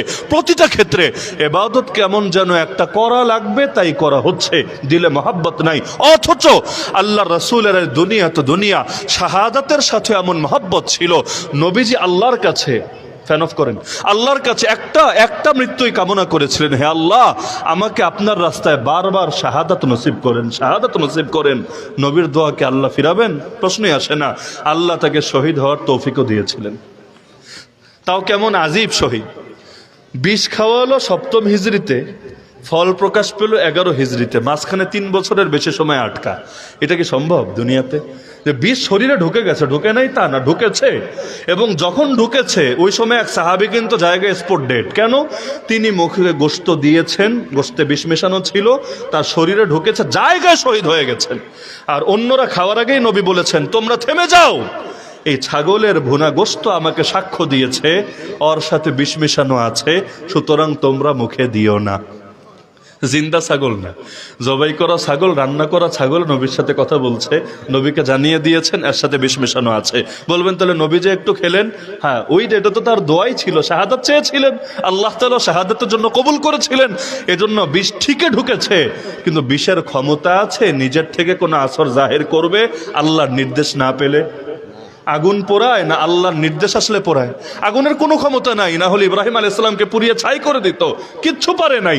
পানি কি পেরেছে? মাছ 40 দিন পেটে রেখেছে ইউনূস আলাইহিস সালামকে, কই হজম তো করতে পারে নাই। ছুরি, এত ধারালো ছুরি, কই ইসমাইলের গলা তো কাটতে পারে নাই। আমাদেরই খালি দিলে বসে না যে সবকিছুর নিয়ন্ত্রণ আল্লাহর হাতে, খালি পেরেশানি আর পেরেশানি। আরে আল্লাহর হাতে সবকিছুর নিয়ন্ত্রণ, এটা যার মাথায় আছে, আর জীবন নিয়ে জীবিকা নিয়ে পেরেশানি আবার আসে কিভাবে? কিভাবে আসে বলেন? যে আল্লাহ তিমি মাছটা খাওয়াতে পারে, হাতি ইয়া বড় প্যাড ওরে না খাওয়ায় রাখে না, সে আল্লাহ আমার আপনার এই সাইজের প্যাড 1 কেজি খাবারও ঢোকে না একসাথে, এটা আল্লাহ চালাতে পারবে না? নাউজুবিল্লাহ। কি খারাপ ধারণা আল্লাহর ব্যাপারে। বিয়ে করতে গেলে দিনদারি দেখার কথা ছিল নবীর শিক্ষা। দিনদারি দেখে না, পয়সা দেখে। পয়সার সাথে দিনদারি হলে আলহামদুলিল্লাহ, দিনদার বিল গেটস হলে তো কথাই নাই, দিনদার ইলন মাস্ক হলে তো কথাই নাই, কিন্তু আগে হলো এইটা, তারপর হলো বাকি চিন্তা। অথচ আল্লাহ রাসূল যখন আলী রাদিয়াল্লাহু আনহুর কাছে নিজের মেয়েরে তুলে দিচ্ছেন, আলীর কি আছে বলেন? কি আছে? সংসারটাও শুরু করতে পারলেন নবীর দেওয়া হাদিয়ার কারণে, না হলে কি ছিল তার? কিন্তু দিনদারিকে প্রাধান্য দিয়েছেন কেন? কারণ জানেন সবকিছুর নিয়ন্ত্রণ কার হাতে। তো ওই যে বলছিলাম মেসওয়াক, এত কথা বলা লাগতো না, বলতে হচ্ছে এই কারণে যাতে দিলে একটু মহব্বত তৈরি হয়। এই হাদিস শোনার পরে যদি আগামীকাল থেকে কেউ মেসওয়াক না শুরু করেন, বুঝতে হবে আসলেই মহব্বতে ঘাটতি আছে, আসলেই ঘাটতি আছে। কয় টাকা লাগবে মেসওয়াক কিনতে বলেন? কয় টাকা? 10 টাকা, 20 টাকা? টাকাও লাগবে না, এই এলাকায় টাকাও লাগবে না। এখানে যে গাছগুলো আছে, নিম গাছও খুঁজলে বহুত পাওয়া যাবে। কি টাকাও লাগবে না, খালি ইচ্ছা লাগবে, নিয়ত লাগবে, হিম্মত লাগবে। আরে করেই দেখেন না, বরকত দিবেন কে? তা আল্লাহ রাসূল সাল্লাল্লাহু আলাইহি ওয়াসাল্লাম বারবার তাকাচ্ছেন মেসওয়াকের দিকে। আম্মাজান বুঝে ফেললেন, তিনি বললেন আখুযুহু লাক ইয়া রাসূলুল্লাহ, আপনার জন্য মেসওয়াকটা নেব। নবীজি সাল্লাল্লাহু আলাইহি ওয়াসাল্লাম তখন এমন একটা হালতে, মুখ থেকে কথাও তিনি বলছেন না, তিনি মাথা দিয়ে ইশারা করলেন, মাথা দিয়ে ইশারা করলেন। ফাআশারা বিরাসিহি আন-নাম। নবীজির ইশারা পেয়ে আম্মাজান মেসওয়াকটা নিয়ে নবীর হাতে দিলেন। আল্লাহ রাসূল হাতে নিলেন, নিয়ে মুখেও দিলেন। কিন্তু নতুন ডাল যদি নেন, নতুন ডাল তো আর ব্রাশের মতো তো আর রেডি করা থাকে না, এটা চিবিয়ে চিবিয়ে রেডি করতে হয়। আল্লাহ রাসূল মুখেও ঢোকালেন, কিন্তু এই পরিমাণ শক্তি পাচ্ছিলেন না যে এটা চিবিয়ে তিনি নরম করবেন, এই পরিমাণ শক্তি পাচ্ছেন না। আম্মাজান দেখছেন যে নবী চাচ্ছেন মেসওয়াক ব্যবহার করতে, কিন্তু হচ্ছে না। তিনি এবার অনুমতি চাইলেন, উলাইয়িনুহু লাক, ইয়া রাসূলুল্লাহ আপনার জন্য নরম করে দেব। নবী এবার মাথা দিয়ে ইশারা করলেন, হ্যাঁ আয়েশা তুমি নরম করে দাও। আম্মাজান আয়েশা নিয়ে নিজের মুখ দিয়ে চিবিয়ে নরম করলেন। করার পর নবীজির হাতে দিলেন। নবীজি এটা পানি দিয়েও ধৌত করলেন না, পানি তো ছিলই, পানি দিয়েও ধৌত করলেন না। ওই যে আম্মাজান আয়েশা মুখ দিয়ে চিবিয়ে দিয়েছেন, ওইটাই আল্লাহ রাসূল নিয়ে মুখে লাগিয়ে মেসওয়াক শুরু করলেন। আম্মাজান বলেন, আমার উপর আল্লাহ সবচাইতে বড় নেয়ামত ছিল এটা, যে একদিকে নবীজির ওফাত হয়েছিল বাইনা হাকিনাতি ও বাইনা যাকিনাতি, একদিকে আমার থুতনি আর আমার বুকের মাঝে, আর আরেকদিকে আল্লাহ রাসূল সাল্লাল্লাহু আলাইহি ওয়াসাল্লামের থুতু এবং আমার থুতুকে আল্লাহ একত্র করে দিয়েছিলেন তার জীবনের শেষ সময়ে। কারণ ওই যে মেসওয়াক আমি চিবিয়ে দিয়েছিলাম, এটাই তো নবীজি ব্যবহার করেছিলেন। তো জামা আল্লাহু বাইনা রিকি ওয়া রিকিহি, আল্লাহ আমার মুখের থুতু আর তার থুতুকে একত্রিত করে দিয়েছিলেন। এর চাইতে বড় নেয়ামত আমার জন্য আল্লাহর পক্ষ থেকে কি হতে পারে? আম্মাজান আয়েশা গর্বের সাথে বলছেন, তাহলে ওফাতের আগেও যেই জিনিসকে মানুষ এভাবে আঁকড়ে থাকে, জরুরত তো নেই, কি দরকার এখন মেসওয়াক করা? এখন কি নামাজ পড়বেন, নওযু করবেন, কি করবেন বলেন? কিচ্ছু না। তারপর মহব্বতের খাতিরে মেসওয়াক করছেন। আজকে থেকে নিয়াত করেন, হাত তুলে নিয়াত করেন, আগামীকাল থেকে মেসওয়াক শুরু করবো ইনশাআল্লাহ। বলবেন হুজুর দুনিয়া তো আগায় গেল, আপনি আছেন এক মেসওয়াক নিয়ে। আরে ভাই, নবীর সুন্নতগুলোকে ছোট মনে করার কারণেই আমাদের ভেতর থেকে বরকত হারায় গেছে। ছোট জিনিসের মধ্যেই নবীর সুন্নত আগলে ধরতে পারি না, বড় জিনিস আগলে ধরবো কিভাবে? ছোটগুলোতেই পারি না। আল্লাহ মাফ করুক। বিয়াতে আসল দিনদারি চিনবেন এই সমাজে। বিয়েতে দেখবেন নামাজ পড়ে, রোজা রাখে, মাঝে মাঝে হয়তো তাবলিগও করে, পিসাবেরও হয়তো মুরিদ, ওয়াজ মাহফিলও শোনে, সব ঠিক। তো তার বিয়েতে গেলে সন্দেহে পড়বেন এটা কি কোনো মুসলমানের বিয়া না কোনো হিন্দুর বিয়া? কি হয় না? কি হয় না? হয় না? কি হয় না? কি হবে এত দিনদারি দিয়ে? যেই নতুন জীবন তুমি শুরু করতে যাচ্ছ, একবার তো তোমার চিন্তা করা দরকার ছিল, এই জীবনে আল্লাহ যদি সুখ না দেয়, শান্তি না দেয়, আমার ইহ জনমটাও বরবাদ হবে, বরবাদ। কারণ বউ যদি ভালো কপালে না জোটে, কি যে অশান্তি হয়, এটা এই পরিস্থিতিতে যে পড়ে নাই ওরে বোঝানো সম্ভব না। এজন্য বিয়ে করার পর দোয়া কি? দোয়াও কিন্তু বরকতের দোয়া, বারাকাল্লাহু লাকা ওয়া বারাকা আলাইকা ওয়া জামা বাইনাকুমা ফি খাইর। তো বরকত কার হাতে? আরে বরকত কার হাতে? তা আল্লাহ বেশি বরকত দিলে, বেশি গান বাজনা করলে, বেশি গায়ে হলুদ দিলে, বেশি যৌতুক নিলে, বেশি ফ্রি মিক্সিং নারী পুরুষ একসাথে বসে আড্ডাবাজি করলে আল্লাহ বরকত দেবে? নাউযুবিল্লাহ। নতুন জীবন শুরু করতে যাচ্ছে, দরকার ছিল বেশি ভয় থাকবে দিলের ভেতরে। কই চাকরির ইন্টারভিউ দিয়ে এসে তো ঠিকই ঠিকই নামাজ পড়ে আবার আল্লাহর কাছে দোয়াও করে, আল্লাহ ইন্টারভিউ দিছি, এইবার তুমি পাশ করার ব্যবস্থা করে দিও। ভিসার জন্য সাক্ষাৎকার দিয়ে এসে কি পরিমাণ দোয়া চাই আমাদের কাছে, হুজুর লন্ডন যাওয়ার ট্রাই চলছে, কানাডার প্রসেস মোটামুটি কমপ্লিট হয়েছে, বাকিটা আল্লাহর হাতে দোয়া করে দেন যাতে আল্লাহ কবুল করেন। তো ওইখানে তো নতুন জীবন শুরু করার আগে খুব হুজুর, খুব দোয়া, খুব নামাজ। তো বিয়ে তো এর চাইতেও গুরুত্বপূর্ণ ব্যাপার ছিল, কিন্তু তখন এটা মনে থাকে না। আল্লাহ মাফ করুক। এই বাংলাদেশের ঘটনা, এক লোক ঋণে আক্রান্ত ছিল, ঋণের বোঝা সইতে না পেরে সুইসাইড করলো, আত্মহত্যা করলো। ওই লোকেরই আবার 40 ঋণ করে করা হলো। মানে ভাবতে পারেন আপনি একটা ব্যাপার, ঋণের কারণে আত্মহত্যা করলো। আত্মহত্যা সাধারণ পাপ না মহাপাপ? আবার ওই ঋণ করেই 40 করা লাগলো। কি সাধে করেছে 40? প্রশ্নই আসে না। ওই ফ্যামিলিকে জিজ্ঞেস করলে হয়তো শুনবেন, এলাকার মোড়ল, এলাকার মাতব্বর, অথবা আত্মীয় স্বজন, অথবা অন্য পাড়া প্রতিবেশী, এদের এমন চাপে পড়েছে মান ইজ্জত বাঁচানোর জন্য ঋণ করে হলেও এখন মানুষকে খুশি করতে হচ্ছে। অথচ এক প্লেট বিরিয়ানি না খেলে কি হবে? ও না খায়া মরবে, না স্বাস্থ্য কমবে, না কি ক্ষতিটা হবে? কিন্তু ওই নিজের এক প্লেট খাওয়া বড় কথা না, কিন্তু এই জাহেলিয়াতে নব্য সংস্কৃতি ঠিকিয়ে রাখার জন্য সে একটা মানুষকে নিয়ে পর্যন্ত, একটা মরা মানুষকে নিয়ে পর্যন্ত তামাশা করছে। আল্লাহ মাফ করুক আমাদেরকে। এজন্য ছোট জিনিসগুলোর ক্ষেত্রেও নবীর আদর্শ মোটেও বাদ দিবেন না। মেসওয়াকের সুন্নাত শুরু করবেন তো ইনশাআল্লাহ। দাড়ির সুন্নতের সমস্যা কি? দাড়ি যদিও সুন্নত বলছে, এ কারণে নবীর আদর্শ, বাস্তবেও আজীব, কিন্তু সুন্নত বলছে যে নবী রেখেছিলেন ওই বিবেচনায়। দাড়ি যারা কাটেন, দাড়ি কাটলে কি হবে? আমেরিকা ভিসা দিবে? দাড়ি কাটলে কি হবে? প্রতি মাসে আপনার বেতন দিয়ে যাবে? কিছুই তো না। তাহলে কি দরকার রে ভাই নবীর সুন্নাতে খুঁট চালানো? চিন্তার বিষয় কি জানেন? আজকে যদি আপনার মরণ হয়, আজকে যদি অবস্থায় মরণ হয়, কবরে গিয়ে তো নতুন দাড়ি গজাবে, তাই না? নতুন দাড়ি গজাবে না কবরে? যদি না গজায়, কিয়ামতের দিন তো ওই মুখটা নিয়ে নবীর সামনে দাঁড়াতে হবে, অন্য কোনো চেহারা তো না, ওই চেহারাটা নিয়েই তো নবীর সামনে দাঁড়াতে হবে। কোন মুখ নিয়ে দাঁড়াবেন? কোন মুখটা নিয়ে দাঁড়াবেন? নবীর উম্মতের সাথে কি আপনার সাদৃশ্য আছে? আল্লাহ রসুলকে আপনার উপর খুশি হয়ে হাউজে কাউসারের পানি আপনার মুখে তুলে দেবে, নাকি সেদিন আল্লাহ রসুল আপনাকে এটার জন্য ধিক্কার দিবে, এটার জন্য নিন্দা জানাবে? একবার কি বিবেককে জিজ্ঞেস করা দরকার না? যারা দাড়ি কাটে তারাও একদিন দাড়ি রাখার স্বপ্ন দেখে। কবে? মেয়ে বিয়ে দেওয়ার পরে, কবে হজ করে আসার পরে, কবে বয়স 60 হওয়ার পরে, কবে চুলটুল সব পাকার পরে। এইরকম নিয়াত সবারই থাকে। ভাবটা এমন, আল্লাহর সাথে চুক্তি করে এসেছে এই কয়দিন ওর হায়াত ঠিক থাকবে। আরে দাড়ি কাটোতে এমন গুনাহ, ধরেন জিনা 10 মিনিট করলো 10 মিনিট পাপ, চুরি 20 মিনিট করলো 20 মিনিট পাপ, কিন্তু দাড়ি যতদিন পর্যন্ত না গজাচ্ছে তো ওই পাপের মধ্যেই তো আছে। 1 সেকেন্ডের জন্য তারা খালি খুঁটটা যখন চালাচ্ছে তখনই পাপ হচ্ছে, নাকি পুরোটাই মিশে পাপের মধ্যে আছে? তার মধ্যে তো আল্লাহ রসুলের উল্টা চিত্রটা দেখা যাচ্ছে। অথচ মক্কার মুশরিকদেরও দাড়ি ছিল।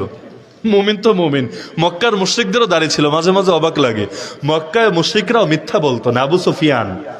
আবু জাহাল মারা যাওয়ার পর যুদ্ধে নেতৃত্ব দিত। সম্রাট হিরাক্লিয়াসের সামনে গিয়ে সে বলল, মিথ্যা বলার একটা চান্স ছিল, তাও আমি বললাম না। কেন? যে আমার লোকেরা আমাকে আর নেতা মানবে না, কারণ কোনো মিথ্যাবাদী নেতা হতে পারে এটা তারা কল্পনাই করতে পারে না। আল্লাহ মাফ করুন। তাহলে মক্কার মুশরিকরাও মিথ্যা বলতো না যে মানুষ তাদের নেতা মানবে না, অথচ এই বাংলাদেশে মিথ্যা না বললে নেতাই হওয়া যায় না। নির্বাচন আসলে কার চাইতে বেশি যে কে মিথ্যা বলতে পারে, কে মানুষকে বেশি বেশি মিথ্যা বলে এবং এমন স্মার্ট ভাবে মিথ্যা বলবে পাবলিক যাতে এটা সত্য মনে করে। ধরেন দিলের মধ্যে যাই থাকুক, বলবে আমারে ভোট দাও, নির্বাচনে পাশ করলে মদিনা সনদ দিয়ে দেশ চলবে।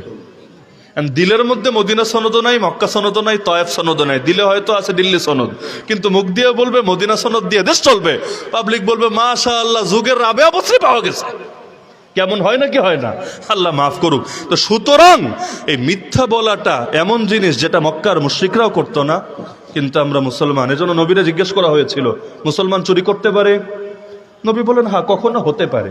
মুসলমান জিনা করতে পারে, কখনো হয়ে যেতে পারে মুসলমানের দ্বারা। মুসলমান কি মিথ্যা বলতে পারে? প্রশ্নই আসে না। মুসলমান মিথ্যা বলতেই পারে না। এজন্য মুনাফিকের 1 নম্বর আলামত কি? হাদিসে আছে কিন্তু মুনাফিকের 3টা আলামত। নবীজি বলেন 1 নম্বর আলামত কি বলেছেন? কথা বললে মিথ্যা বলে, ইদা হাদ্দাসা কাযাবা। আল্লাহ মাফ করুক, ওই আলামত দেখলে আমাদের কতজন ধরা খাবে এ কারণে আমার 1 নম্বর বার্তা, আসেন না ব্যক্তি জীবনে নবীর আদর্শ মানার চেষ্টা করি। 100% যদি নাও পারি, অন্তত যতটুকু বাহ্যিকভাবে বেশভূষা দেখা যায়, ওয়াহিব্বুস সালিহিন ওয়া লাস্তু মিনহুম লাআল্লাল্লাহু ইয়ারযুকুনি সালাহা, বাহ্যিক ক্ষেত্রে নবীর সাদৃশ্য অন্তত কায়েম করি না। দিলটা হয়তো একদিনে চেঞ্জ হবে না, কিন্তু জাহেরটা ঠিক করলে একসময় বাতনও ঠিক হয়ে যাবে ইনশাআল্লাহ। আমি আপনাদেরকে উদাহরণ দিয়ে বলি, এখানে যারা শার্ট প্যান্ট পরে আছেন না, পরীক্ষা করার জন্য, জাস্ট ভিন্ন কিছু না, পরীক্ষা করার জন্য কালকে জুব্বা গায়ে দিবেন, মাথায় একটা পাগড়ি পরবেন, এরপর রাস্তায় নামবেন, এরপর দেখবেন আপনার দিলের মধ্যে কোনো পার্থক্য অনুভব করেন কিনা। আমি আল্লাহর কসম করে বলতে পারবো, কসম করে দেখবেন আপনার কাপড়ই আপনাকে অনেক গুনাহ থেকে বাঁচিয়ে দিয়েছে। এই কাপড় পরে যেদিকে ইচ্ছা সেদিকে তাকাতে পারবেন না, বিবেক বাধা দেবে। এজন্য এমনও দেখেছি আমরা, স্টেডিয়ামে খেলা দেখতে ঢুকবে অথবা কোনো সিনেমা হলের সামনে, রাস্তার পাশে যে সিনেমা হলগুলো গাড়ি চলাচলের সময় দেখবেন, এগুলোতে ঢোকার সময় কিছু মানুষ টুপিটা খুলে আস্তে করে পকেটে নিয়ে তারপর ঢোকে। টুপিটা খুলে পকেটে নিয়ে ভেতরে ঢোকে কেন? ওর ভেতরে অপরাধ বোধ জাগছে, অপরাধ বোধ। তার মানে যদি টুপিটা ধরে রাখতো, ও আর ঢুকতে পারতো না সেখানে, তার টুপি তাকে এখান থেকে ফিরিয়ে রাখতো। এজন্য বাহ্যিক ঠিক করারও একটা গুরুত্ব আছে। আল্লাহকে এতটা বলতে পারবো, আল্লাহ বাহ্যিকটা তো অন্তত ঠিক করেছি, হাকিকত উসকো তো কর দে মে সুরত লেকে আয়া হো। আল্লাহ আমি জাহেরটা নিয়ে এসেছি, বাতেনটা তুমি বানায় দাও এর মতো। তো আগামীকাল থেকে জাহের ঠিক করার চেষ্টা চালাবেন তো ইনশাআল্লাহ। আমাকে দেখতে যাতে একটা মুসলমানের মতোই লাগে। আমি যদি কোথাও মরেও পড়ে থাকি বেওয়ারিশ লাশ হিসাবে, তাও যাতে মানুষ দেখলেই বোঝে এটা মুসলমান, এটা অন্য কেউ না। ওরা জানাজা দিতে হবে, ওরা মুসলমানের কবরস্থানে দাফন করতে হবে, এতটুকু অন্তত আপনাদের থেকে আশা করা যায় তো ইনশাআল্লাহ। আর এমন কিছু কইরেন না ওজর ছাড়া পাপ, ওজর ছাড়া পাপ। একজন মানুষ যদি ইসলামের নাম দিয়ে সমাজে চলে, সে যদি নারীদের সাথে গিয়ে অবাধে মেলামেশা করে, পাবলিক তারে ভালো বলে না খারাপ বলে? সে যদি গিয়ে নাচ গান দেখে, পাবলিক তারে ভালো বলে না খারাপ বলে? তার দিলে যদি অন্য হেকমতের নিয়ত থাকে যে নারীদের সাথে না মিশলে এত দেশের অর্ধেক জনগোষ্ঠীর চাইতে বেশি নারী, এদেরকে কে জাহান্নাম থেকে বাঁচাবে, কে দাওয়াত দিবে, কে এদেরকে দিনের পথে আনবে? এখন দিলের মধ্যে যদি এত হেকমতের নিয়ত থাকে, কিন্তু তার দ্বারা মানুষ বিভ্রান্ত হবে না ভালো পথ পাবে? একজন মানুষ সে যদি স্বাভাবিক মানুষ হয়, সে ধর্মের কোনো প্রতিনিধি না, ধর্মের নামও ব্যবহার করে না, সাধারণ মানুষ, সে একটা নারীর সাথে মেলামেশা করলেই ক্ষতি হবে না। আর একজন মানুষ ধর্মের লেবাস নিয়ে ধর্মের নাম ব্যবহার করে সেই কাজটা করলে যে ক্ষতিটা হবে। এজন্য আল্লাহর ওয়াস্তে ইসলামের নামেও বা রাজনীতির নামেও আমাদের এত সুশীল হওয়া ঠিক না, এত প্রগতিশীল হওয়া ঠিক না যে নিজেরা জাহান্নামের দিকে ঠেলে দিয়ে আমি জাতির মধ্যে দিন কায়েমের মেহনত চালাবো। ভাই নিজে আগে, নিজে আগে, সমাজ পরে। এই সমাজ একদিন না একদিন আল্লাহ যখন লিখে রেখেছে ঠিক হবেই হবে। এই গোটা সমাজের ঠিকাদারি আমার না। আমি যদি নিজেকে হেফাজত করি আর চেষ্টা চালায়া যাই, কিয়ামতের দিন আল্লাহ আমাকে এজন্য জাহান্নামে ফেলবে না। কি রে গোটা সমাজ ঠিক হলো না কেন? কারণ আমার চেষ্টাও ছিল আর আমি নিজেকে ঠিকও রেখেছি। কিন্তু যদি এমন হয় আমি গোটা সমাজের ঠিক করলাম, খালি নিজেরই বরবাদ করে দিলাম, কি হবে এটা দিয়ে? নিয়ত ঠিক হলেই কাজ ঠিক হয় না। নিয়ত ঠিক থাকা লাগে, তরিকাও ঠিক থাকা লাগে। নিয়াত হলো বাচ্চা হলে মাদ্রাসায় ভর্তি করাবে, খুব ভালো নিয়ত। বাচ্চা হলে মাদ্রাসায় ভর্তি করাবে, এই নিয়াতে জিনা করা জায়েজ হবে? কথা বুঝতে পারছেন? নিয়াত হলো বাচ্চারে মাদ্রাসায় পড়াবে, হুজুর বানাবে, হুজুর। কিন্তু বিবাহিত বউ সর্বোচ্চ 4 বিয়েই তো করতে পারবে, আর চাইতে বেশি না। তো কয়টা রে আর হুজুর বানাবে? খুব বেশি হুজুর তো দেশে হলো না। এজন্য সে চিন্তা করলো, যাক জিনা করি, নিয়াত ভালো, বাচ্চা যা হবে সবগুলোরে নিয়ে মাদ্রাসায় ভর্তি করে দিয়ে আসবো। এই পচা নিয়াতে তার জন্য এই কাজ করাটা জায়েজ হবে? নিয়ত যতই ভালো হোক জায়েজ হবে, হারাম হারামই থাকবে। এজন্য একটা ইসলামের মূলনীতি হলো আল গায়া লা তুবাররিরুল ওয়াসিলা। লক্ষ্য ঠিক হলেই তোমার কর্ম অটোমেটিক এটার জন্য বৈধতা পাবে না। এজন্য রাজনীতি করেন ভালো কথা, ব্যবসা করেন ভালো কথা, চাকরি করেন ভালো কথা, কিন্তু নিজের ঈমান আগে, নিজের আখিরাত আগে। আপনার কবরে আপনাকেই যেতে হবে, আপনার জবাব আপনাকেই দিতে হবে।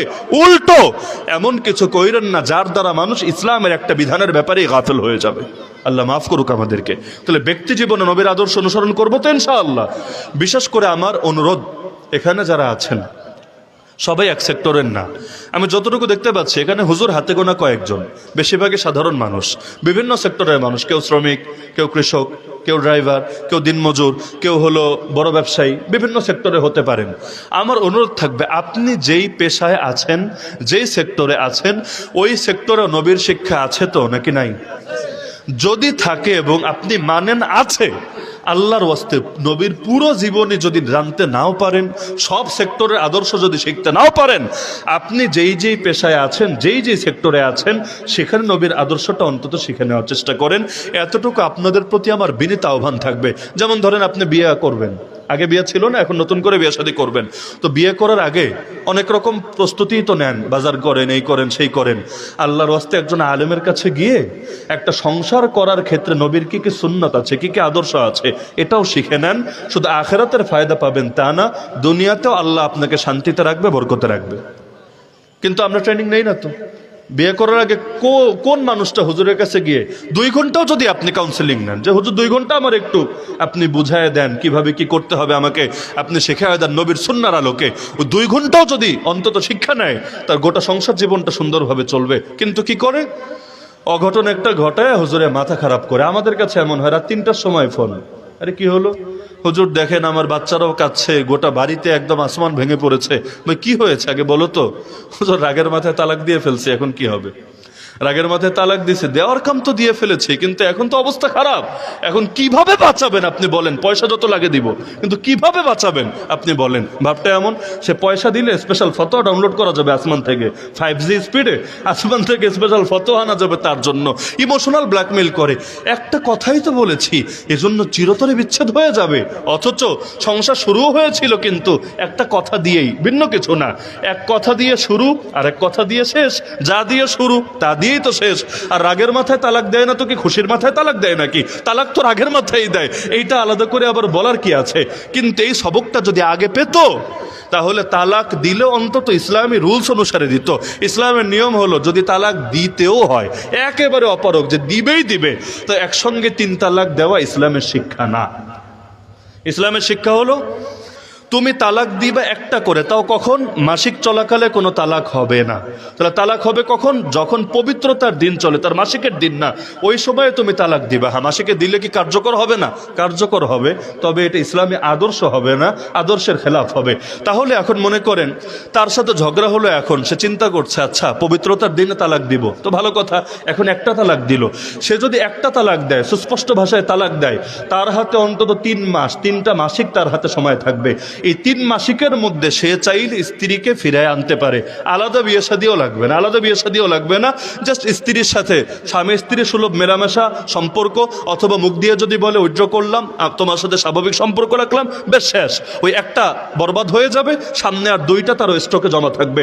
আরও কখনো যদি রাগের মাথায় দেয় আরেকটা দিল, ওইটাও যদি সে মনে হয় যে না এইটা উঠায় নিব, 3 মাস 3 মাসিক তার হাতে আছে, এর ভেতরে সে চাইলে এটা উঠায় নিল। এরপর যদি মনে হয় না এটা এমন বউ আর চলবে না, তাহলে 3 নম্বর বারে গিয়া সে হয়তো চূড়ান্তটা দিল। আর যদি মনে হয় না একবারই সব শেষ করব, তো একটা দিয়ে রাখো না। একটা দিয়ে যদি 3 মাসিকের মধ্যে নাও ফিরায়, আলাদা হয়ে গেছে, 1 বছর হয়ে গেছে, 2 বছর হয়ে গেছে, কিন্তু এখন মন চাচ্ছে এখন ফিরাবো, তাও কিন্তু নতুন করে মোহর ঠিক করে সাক্ষী ডেকে বিয়ে শাদী যেভাবে পড়ায় এভাবে তাকে কিন্তু সুন্দরভাবে বিয়ে করেই আনার সুযোগ আছে। একটা দিয়ে রেখে দিলে কিন্তু এটা করতে পারতো, কিন্তু দেওয়ার সময় তো আর কম দেয় না, ভান্ডারে যা আছে সব দেয়। কখনো বলে হুজুর 1 কোটি তালাক দিয়েছে, 1 কোটি, বলতে তো আর কম নাই, যা আছে ভান্ডারে সব দিয়ে দিয়েছে। এখন আর আফসোস করে কি লাভ হবে, আল্লাহ মাফ করুক। তো এখন দেখা যাচ্ছে আবার ওই গ্রামে অনেকে বুদ্ধি দেয় যে দিছো তো দিছো, যা হওয়ার হয়ে গেছে, এবার কারোর সাথে একদিন রাইখা তারপর আবার ফিরে আনার ব্যবস্থা করো, হিল্লা বিয়ে, নাউযুবিল্লাহি মিন যালিক। কেউ কেউ প্রচার করার চেষ্টা করে এটা নাকি ইসলামের বুদ্ধি, ইসলামের শিক্ষা নাকি এটা, যে স্ত্রীর 3 তালাক দিলে হিল্লা বিয়া করতে হবে, এটা নাকি ইসলামের শিক্ষা। অথচ ইসলামের কথা হলো লাআনাল্লাহুল মুহাল্লিল ওয়াল মুহাল্লাল লাহু, যে হিল্লা বিয়ে করে আর যার জন্য করে, উভয়ের উপর আল্লাহ লানত পড়ে, আল্লাহ লানত। এটা ভালো কোনো ব্যাপার না। হ্যাঁ, যদি স্বাভাবিক প্রক্রিয়া হয়, কোনো চুক্তি নাই, কোনো ইঙ্গিত নাই, কোনো কথা নাই, এমনি বউ ঘরে বসে থাকবে, তো আরেক জায়গায় গিয়ে সে বিয়ে বসেছে, ওই স্বামী এমনি মরে গেছে, কেউ খুন করে নাই, এমনি মরে গেছে, অথবা তার সাথেও বনে না, কারণ মহিলার খাসলত মাশাআল্লাহ, যেখানে যায় সেখানেই আগুন, এখানে থাকলে এখানে আগুন, ওখানে গেলে ওখানে আগুন। তো ওই জায়গায় রাগের মাথায় সেও তালাক দিয়েছে, কোনো চুক্তি নাই, কোনো কন্ট্যাক্ট নাই, কোনো ইঙ্গিত নাই, পয়সাপাতিরও লেনদেন নাই, এমনি দিয়েছে। 6 মাস পরে দেখ, 1 বছর পরে দেখ, আর ইদ্যত শেষ হয়েছে, এরপর এরপর চাইলে সে ফিরাতে পারে। কিন্তু এটাকে এখন চুক্তি বানিয়েছে, চুক্তি। অনেক এলাকায় এই ব্যবসা ভালো চলে, কিছু লোকও রেডি থাকে, তারা হিল্লা বিয়া করতে রেডি আছে। ওই ছাগলের যেমন সার্ভিস লাগলে বিভিন্ন এলাকায় পাঠার কাছে নিয়ে যায়, এরপর পয়সা দিয়ে পাঠার থেকে সার্ভিস আনে, কিছু এলাকায় হিল্লা বিয়া করে এমন কিছু ফাজিল আছে, এদের কাজই হলো এটা। এরাও খুশি যে এক রাত দুই রাত থাক, তারপর তুমি তোমারটা নিয়ে যাও, তোমার সম্পদ তুমি বুঝে নাও, আল্লাহ মাফ করুক। অথচ যে করছে, যার জন্য করা হচ্ছে, উভয়ের উপর আল্লাহ লানত বর্ষিত হচ্ছে। তাহলে সে যদি বিয়ের আগে সবকটা নিত, রাগের মাথায় কিন্তু এই অঘটনটা ঘটাতো না। এজন্য আপনাদের হাত জোর করে অনুরোধ করি, যে যেই পেশায় আছেন, নবীর সুন্নাতটা, নবীর আদর্শটা সেখানে নেবেন তো ইনশাআল্লাহ, নেবেন তো ইনশাআল্লাহ। দ্বিতীয় পয়েন্টে আমার অল্প কয়েকটা বার্তা, এরপর আলোচনা শেষ। তাহলে এটা বুঝলাম ব্যক্তি গঠন। হুজুর, তাহলে সমাজ গঠন কিভাবে হবে? ব্যক্তি গঠন বুঝলাম, সমাজ গঠন কিভাবে হবে? এক নম্বরে, ব্যক্তি ঠিক হলে সমাজ ঠিক করে এমনি সহজ হবে। দুই নম্বর কথা হলো, ইসলামী সমাজ অবশ্যই মসজিদ ভিত্তিক সমাজ হতে হবে। নবীর শিক্ষা এটাই। আল্লাহ রসুল মক্কা থেকে হিজরত করে মদিনায় যাচ্ছিলেন, মাঝখানে একটা জায়গায় যাত্রা বিরতি দিয়েছিলেন। আপনারা নাম বলতে হবে, যেহেতু কুইজ প্রতিযোগিতা, এটা সিরাতের, আপনাদের থেকেও কিছু জ্ঞান কতটুকু রপ্ত করলেন জানা দরকার আছে। নবী ডাইরেক্টে মদিনায় গিয়ে পৌঁছেন নাই, কয়েকদিন একটা জায়গায় যাত্রা বিরতি দিয়েছিলেন। সেই জায়গার নাম কি? সবাই বলেন, সবাই। কুবা। জায়গার নাম কি? মুখস্থ করে ফেলেন, জায়গার নাম কি? কুবা। কারো যদি হজে যাওয়ার সুযোগ হয়, ওমরা যাওয়ার সুযোগ হয়, মসজিদে কুবায় গিয়ে অন্তত 2 রাকাত নামাজ পড়ে আসবেন, আল্লাহ তাআলা অনেক সওয়াব আপনাকে দিবেন। এটা নিয়ে হাদিস ও স্বতন্ত্র হাদিস ও ফজিলত বর্ণিত আছে, ইবনে মাজার হাদিস। তাহলে এই যে কুবা, কুবায় গিয়ে আল্লাহ রসুল জাস্ট কয়েকদিন যাত্রা বিরতি করছেন। কুবায় ঘাঁটি করবেন এমন না, কুবাকে রাষ্ট্র বানাবেন এমন না, যাত্রা বিরতি। কিন্তু ওখানেও নবীজি একটা কাজ করেছেন। কি কাজ বলতে পারবেন? মাশাআল্লাহ, কি কাজ? মসজিদ নির্মাণ করেছেন সেই কুবায়। এরপর মদিনায় গেলেন, সেখানে গিয়েও আল্লাহ রসুল মসজিদ নির্মাণ করলেন। তাহলে এই মসজিদ, এত কাজ থাকতে সবার আগে মসজিদ বানানোর কি দরকার? আগে অর্থনীতি ঠিক করুক, আগে বাইতুল মাল গঠন করুক, আগে এই করুক সেই করুক, না, আগে মসজিদ বানাচ্ছেন। কারণ একটা ইসলামী সমাজ হবে মসজিদ ভিত্তিক সমাজ। এটাই আল্লাহ নবীর শিক্ষা, এটাই আল্লাহ নবীর আদর্শ। এজন্যই জামাত নামাজের একটা গুরুত্ব কিন্তু এখানে। সুন্নত নামাজগুলো ঘরে পড়ে উত্তম, যদি আমরা পড়ি না, এবং আমরা এই ফতোয়া বা এটাতে আপনাদেরকে উৎসাহিত করি না। কেন জানেন? যদি জুমার পরে বলি ভাই সুন্নতটা ঘরে গিয়া পড়েন, হাজারে একজনও পড়বে কিনা সন্দেহ, অধিকাংশেরা সুন্নতি পড়া হবে না। এজন্য আমরা বলি, যেহেতু এসেছেন পড়ে যান, না ইমামার চাইতে কানামামত অন্তত ভালো। কিন্তু সুন্নত নামাজ, নফল নামাজ, ওয়াজিব নামাজ, এই নামাজগুলো কোথায় পড়া উত্তম? ঘরে, যাতে করে ঘরও জিন্দা থাকে। না হলে ঘর শয়তানের আখড়া হয়ে যায়, ঘরে বরকত কমে যায়, ঘরে জিনদের উৎপাত বেড়ে যায়, বহু ঝামেলা আছে। তো ঘরেও যাতে বরকত জারি থাকে। কিন্তু ফরজ নামাজটা কোথায় পড়া উত্তম? সবাই বলেন না, কোথায় পড়া উত্তম? সব নামাজ ফরজ, সব নামাজ, ফজর হোক আর মাগরিব হোক। মাগরিবে জায়গা দেওয়া যায় না, ফজরে মুসল্লি পাওয়া যায় না। অথচ বাকি নামাজ ওজর থাকে, ফজরে কোনো ওজরই থাকে না। ফজরে কিসের ওজর? আপনার চাকরি নাই, ব্যবসা নাই, ক্লাস নাই, মিটিং নাই, কিচ্ছু নাই, আপনি তো ঘুমে, আপনি তো খাটে, কোনো ওজর নাই। চাইলে বেশি থেকে বেশি মানুষ আসতে পারতো, কিন্তু সবচাইতে কম মানুষ আসে এখানে। অথচ নবীর হাদিস আছে, লা সালাত লিজারিল মসজিদ ইল্লা ফিল মসজিদ। মসজিদের নিকটে যার বাড়ি, তার নামাজের পূর্ণাঙ্গ সওয়াব সে পাবে না মসজিদে নামাজ না পড়লে। তার নামাজের পূর্ণাঙ্গ সওয়াব পেতে চাইলে তাকে মসজিদে আসতে হবে। হ্যাঁ, বাড়ি যদি দূরে থাকে, 10 কিলোর মধ্যে মসজিদই নাই, এটা বাংলাদেশে হবে না, এটা ইন্ডিয়ায় হতে পারে, এটা কোনো কাফের রাষ্ট্রে হতে পারে, বাংলাদেশে হবে না। বাংলাদেশে সব জায়গায় মসজিদ আছে। তো মসজিদে এসে নামাজ আদায় করবে।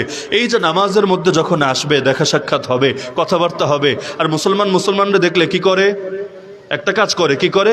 সালাম দেয়। সালাম দিলে কি হয়? সবচাইতে বেশি হলো মহাব্বত বাড়ে। এই যে মহাব্বত বাড়বে, এরপর নামাজে দাঁড়ালে কাতারকে সোজা করে দাঁড়ান না বাঁকা করে দাঁড়ান?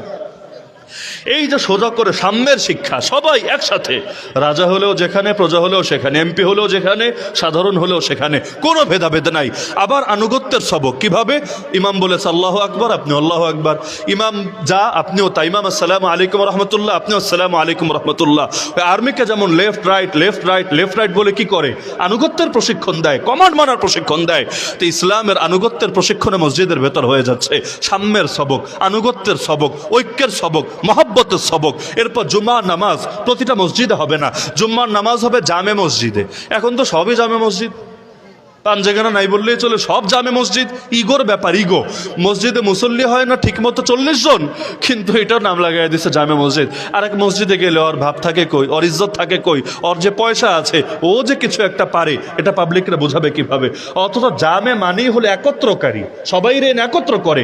তো জামে মসজিদে সপ্তাহে একদিন আরো বেশি লোকের সাথে দেখা হবে, মিল মহব্বত আরো বাড়বে। আর ঈদ কোনো মসজিদেই না, ঈদ হবে ঈদগাহে, খালি মাঠে। কয়েকটা জামে মসজিদের মুসল্লি এসে একত্রিত হবে, দেখা সাক্ষাৎ হবে, যাদের সাথে পুরো বছরে দেখা হয় না, সপ্তাহে না, মাসে না, বছরে অন্তত 2 বার দেখা হবে, 2 বার, ব্যাস। অন্তত 2 বারের কে আমরা বলছি, কারো কারো ঈদ তো আরো বেশিও থাকে। তো এমনি বছরে 2 বার ঈদের নামাজে এসে দেখা হবে, পারস্পরিক কথাবার্তা হবে, মিল মহব্বত হবে। এই যে সমাজটা ধীরে ধীরে সুন্দর হবে না অসুন্দর হবে, আপনি যে আপনাকে দেখতে পারেন না, বা আপনি যারা দেখতে পারেন না, এইরকম লোকের ক্ষেত্রেও দেখবেন 1 দিন 2 দিন 5 দিন 10 দিন খালি যদি সালাম দেয়, সালাম রাগ কিন্তু বেশি দিন থাকে না।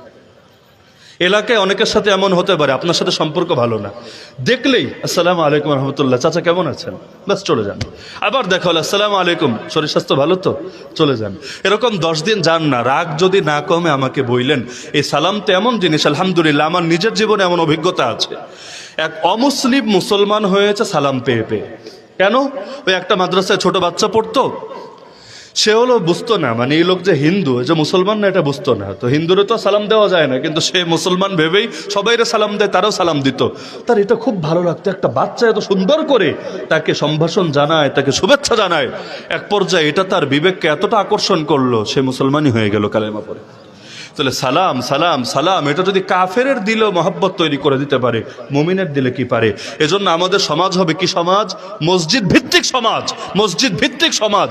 এজন্য মসজিদের গুরুত্ব সমাজে অপরিসীম। হ্যাঁ, দ্বিতীয় কথা হলো মসজিদ ভিত্তিক যে সমাজটা হবে, সেই সমাজটা কিন্তু হতে হবে ঐক্যবদ্ধ সমাজ। মসজিদে যেমন ভেদাভেদ থাকে না, সবাই আসে, আমাদের সমাজটাও হতে হবে সবাইকে নিয়ে। আজকাল যেটা হচ্ছে দলাদলি দলাদলি দলাদলি, সবচাইতে বেশি দলাদলি হয় রাজনৈতিক কারণে।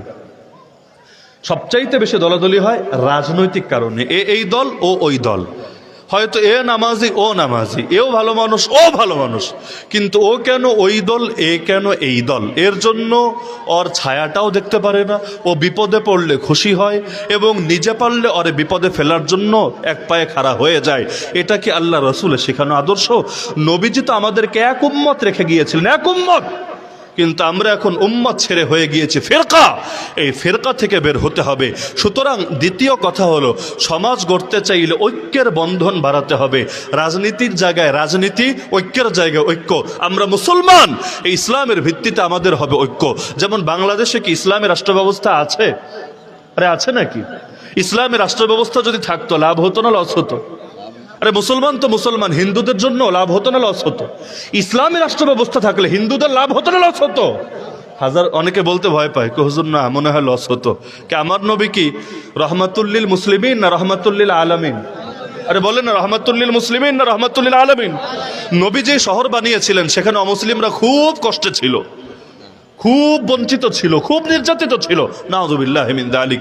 বরঞ্চ ওই সময় অমুসলিমরাও এই পরিমাণ অধিকার নিয়ে বাঁচত, এই সমাজে অনেক মুসলমানরাও যে অধিকার নিয়ে বাঁচেন, এটাই বাস্তবতা। তাহলে আল্লাহ রসুলের আদর্শ। আপনি দেখেন এখানে যারা আছেন, অনেকে চাকরি করেন, আছেন না? নবী গোলামের ক্ষেত্রে, গোলাম চাকরিজীবী না, গোলাম তো বুঝেন, গোলামের ক্ষেত্রে শিক্ষা দিয়েছেন, নিজে যা খাও তাকে ওই খাবার থেকে খাওয়াতে হবে, নিজে যেই পোশাক পরবা তাকে ওই কাপড় থেকে পোশাক দিতে হবে। আতাইমুহুম মিম্মা তাতামুন ওয়া আলবিসুহুম মিম্মা তালবাসুন। আজকে কে বলতে পারবেন যে দেশের প্রধানমন্ত্রী, দেশের রাষ্ট্রপতি, দেশের অমুক আর তমুক যে কাপড় পরে, আমাদেরকে একই কাপড় পরায়, তারাও যে খাবার খায়, আমাদেরকে একই খাবার খাওয়ায়, অথচ ওমর 2টা চাদর গায়ে দিয়ে খুতবা দিতে দাঁড়িয়ে গিয়েছিল, বেদুন কিন্তু ঠিকই প্রতিবাদ করেছিল, আমাদের গায়ে 1 চাদর, তোমার গায়ে 2 চাদর কেন? অতিরিক্ত একটা চাদর নেওয়ার অধিকার তোমাকে কে দিয়েছিল? তাহলে ওই সমাজ দেখেন, এই সমাজ দেখেন, একটা গোলামদের জন্য নবী যে অধিকারের কথা বলেছিলেন, আমরা স্বাধীন নাগরিক হয়ে আজকে অধিকার পাই না। তাহলে সমাজ গঠনের জন্য কি উম্মাহ হতে হবে না ফেরকা হতে হবে? আর উম্মাহ হতে হবে না ফেরকা হতে হবে? উম্মাহ মানে হলো ঐক্যবদ্ধ জাতি, আর ফেরকা মানে হলো ওই ভাগ ভাগ ভাগ ভাগ আলাদা দল। আমি অবাক হয়ে যাই, আজকাল তো এই যে মাহফিলের ব্যানার কি সিরাত না, এটা নিয়েও মারপিট চলে। মিলাদ মাহফিল হবে না সিরাত মাহফিল হবে? নাউযুবিল্লাহ। মিলাদও যার, সিরাতও তার, সিরাতও যার, মিলাদও তার। মিলাদ মানে জন্ম, আর সিরাত মানে জীবন আদর্শ, গোটা জীবনের আদর্শ। তো জীবনকে জন্ম বাদ দিয়ে হয় নাকি রে ভাই? জন্ম বাদ দিয়ে জীবন হয়? জন্মের মধ্যে জীবন, জীবনের মধ্যে জন্ম, উভয়টাই তো উভয়টার সাথে অঙ্গাঙ্গী ভাবে জড়িত। কিন্তু দেখবেন এটাকে কেন্দ্র করে কেন নাম সিরাত সেমিনার, এটাকে কেন্দ্র করে ওকে ফতোয়া লাগাবে আর নবীর দুশ্মন। কি লাগায় না ফতোয়া? লাগায় না ফতোয়া? তার মানে কেউ শুধু জন্ম নিয়ে থাকলেই হবে, আর কিছু লাগবে না? তার নবুয়ত লাগবে না, জিহাদ লাগবে না, হিজরত লাগবে না, সালাত লাগবে না, যাকাত লাগবে না, কিছু লাগবে না, খালি সারা জীবন জন্ম নিয়েই থাকলে হবে, ওয়াফাতও লাগবে না। অদ্ভুত ব্যাপার রে ভাই। জন্ম দিয়ে শুরু হবে আমার নবীর আলোচনা, জন্ম দিয়ে শুরু হওয়া ঠিক না, এটাও বেইনসাফি হবে। আমার নবী তো শুধু সর্বশেষ নবী না, আমার নবী তো সর্বপ্রথম নবীও, সর্বপ্রথম নবীও। আমার নবী তখন নবী যখন আদম নবী হন নাই। তো যার কারণে আমার নবীর আলোচনা শুরু করতে চাইলে তো গোটা সৃষ্টি জগতের পেছনে চলে যেতে হবে। শুধু জন্ম কি, একদম সেই সূচনা লগ্ন থেকে নিয়ে বলতে বলতে বলতে সারা জীবন কাটায়া দিলেও তো নবীর শানে কথা বলাই শেষ হবে না। আল্লাহ মাফ করুন। তো যেই নবী আসলেন বিভক্ত জাতিকে ঐক্যবদ্ধ করতে, ওই নবীর নামেই এখন জাতি বিভক্ত হয়, ওই নবীর নামেই জাতি বিভক্ত হয়। অথচ নবীর এসেছিলেন বিভক্ত জাতিকে এক করতে। এমন ভাবে মদিনা সনদের নাম শুনেছেন আপনারা? মদিনা সনদ প্রণয়ন করে নবী কিন্তু ইহুদি আর মুসলমানদেরকেও মিলিয়ে দিয়েছিলেন মদিনা রাষ্ট্র গড়ার ক্ষেত্রে, রাষ্ট্রকে বিনির্মাণ করার ক্ষেত্রে, রাষ্ট্রকে নিরাপদ করার ক্ষেত্রে।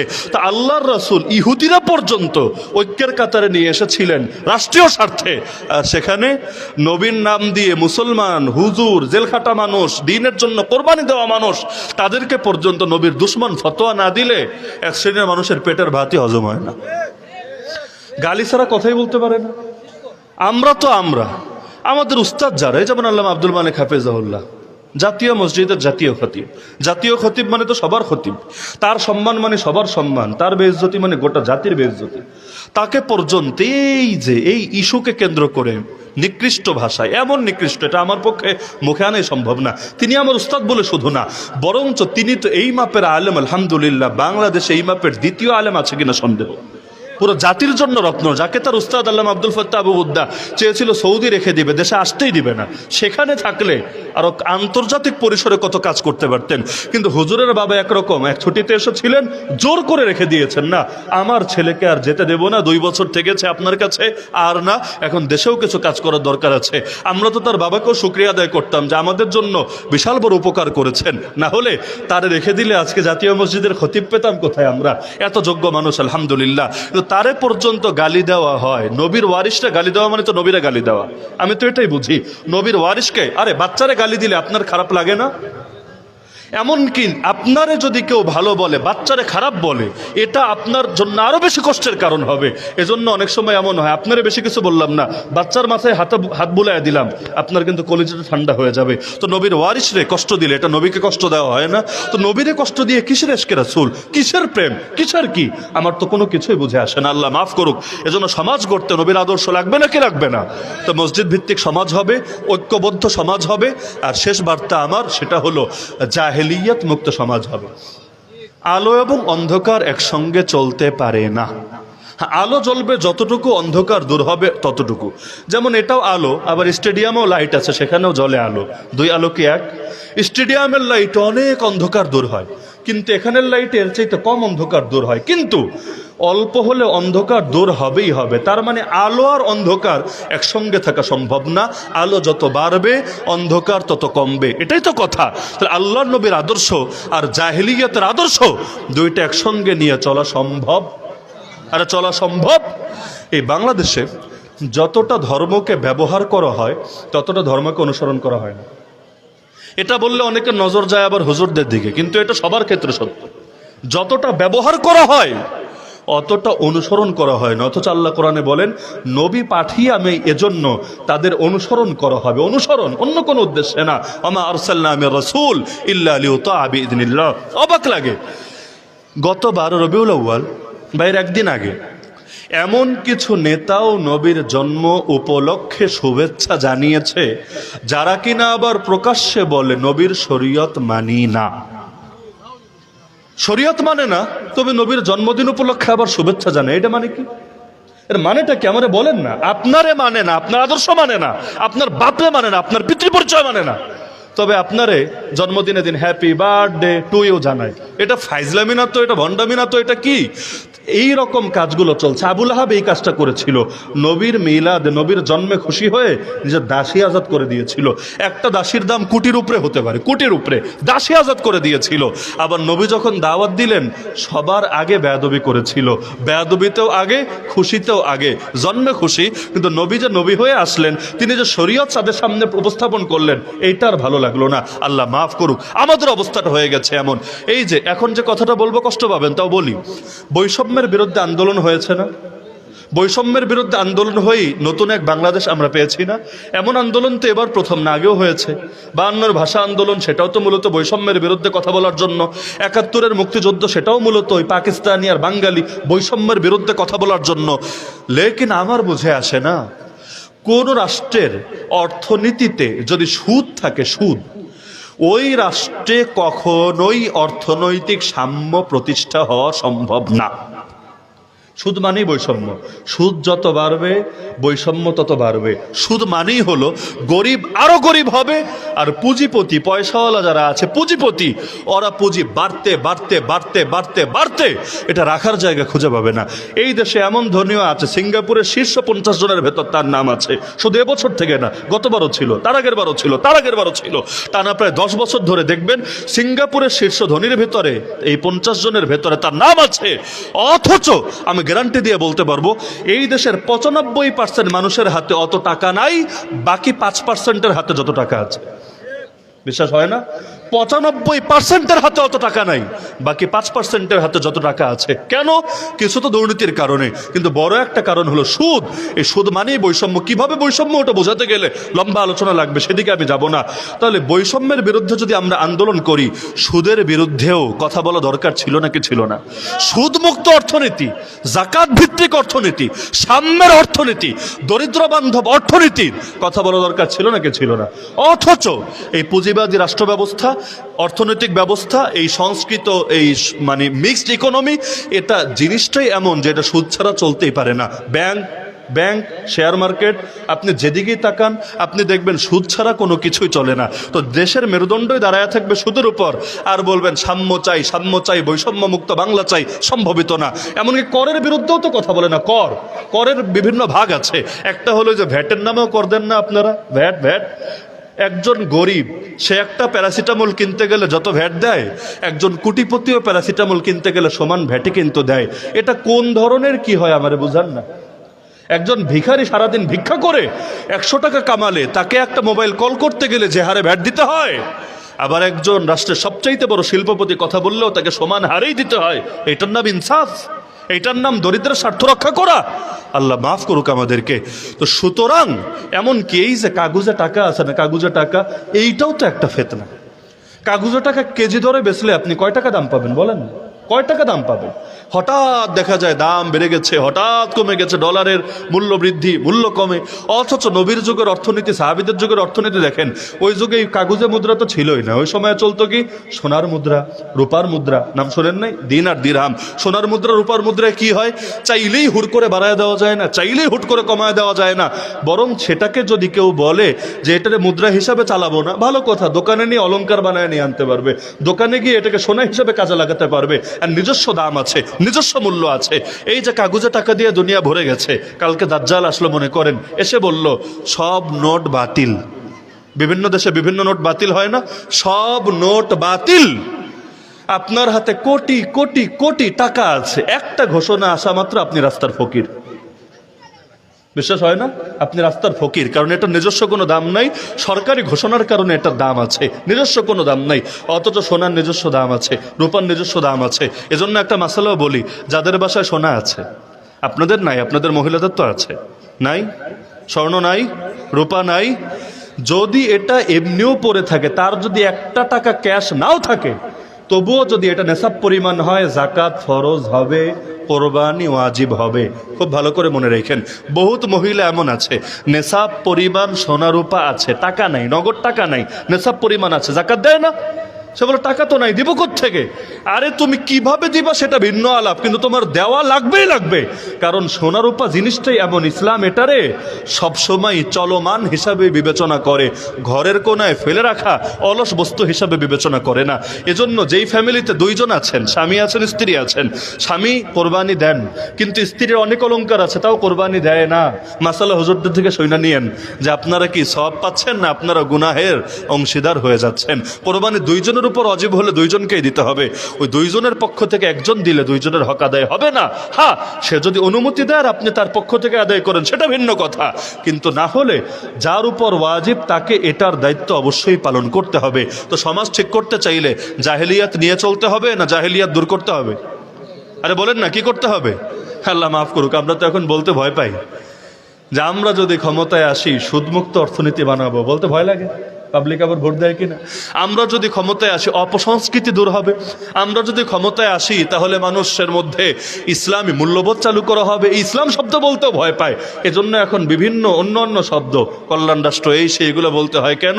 পাবলিকের সেন্টিমেন্টে আমরা ইসলামের পক্ষে গড়ে তুলছি না।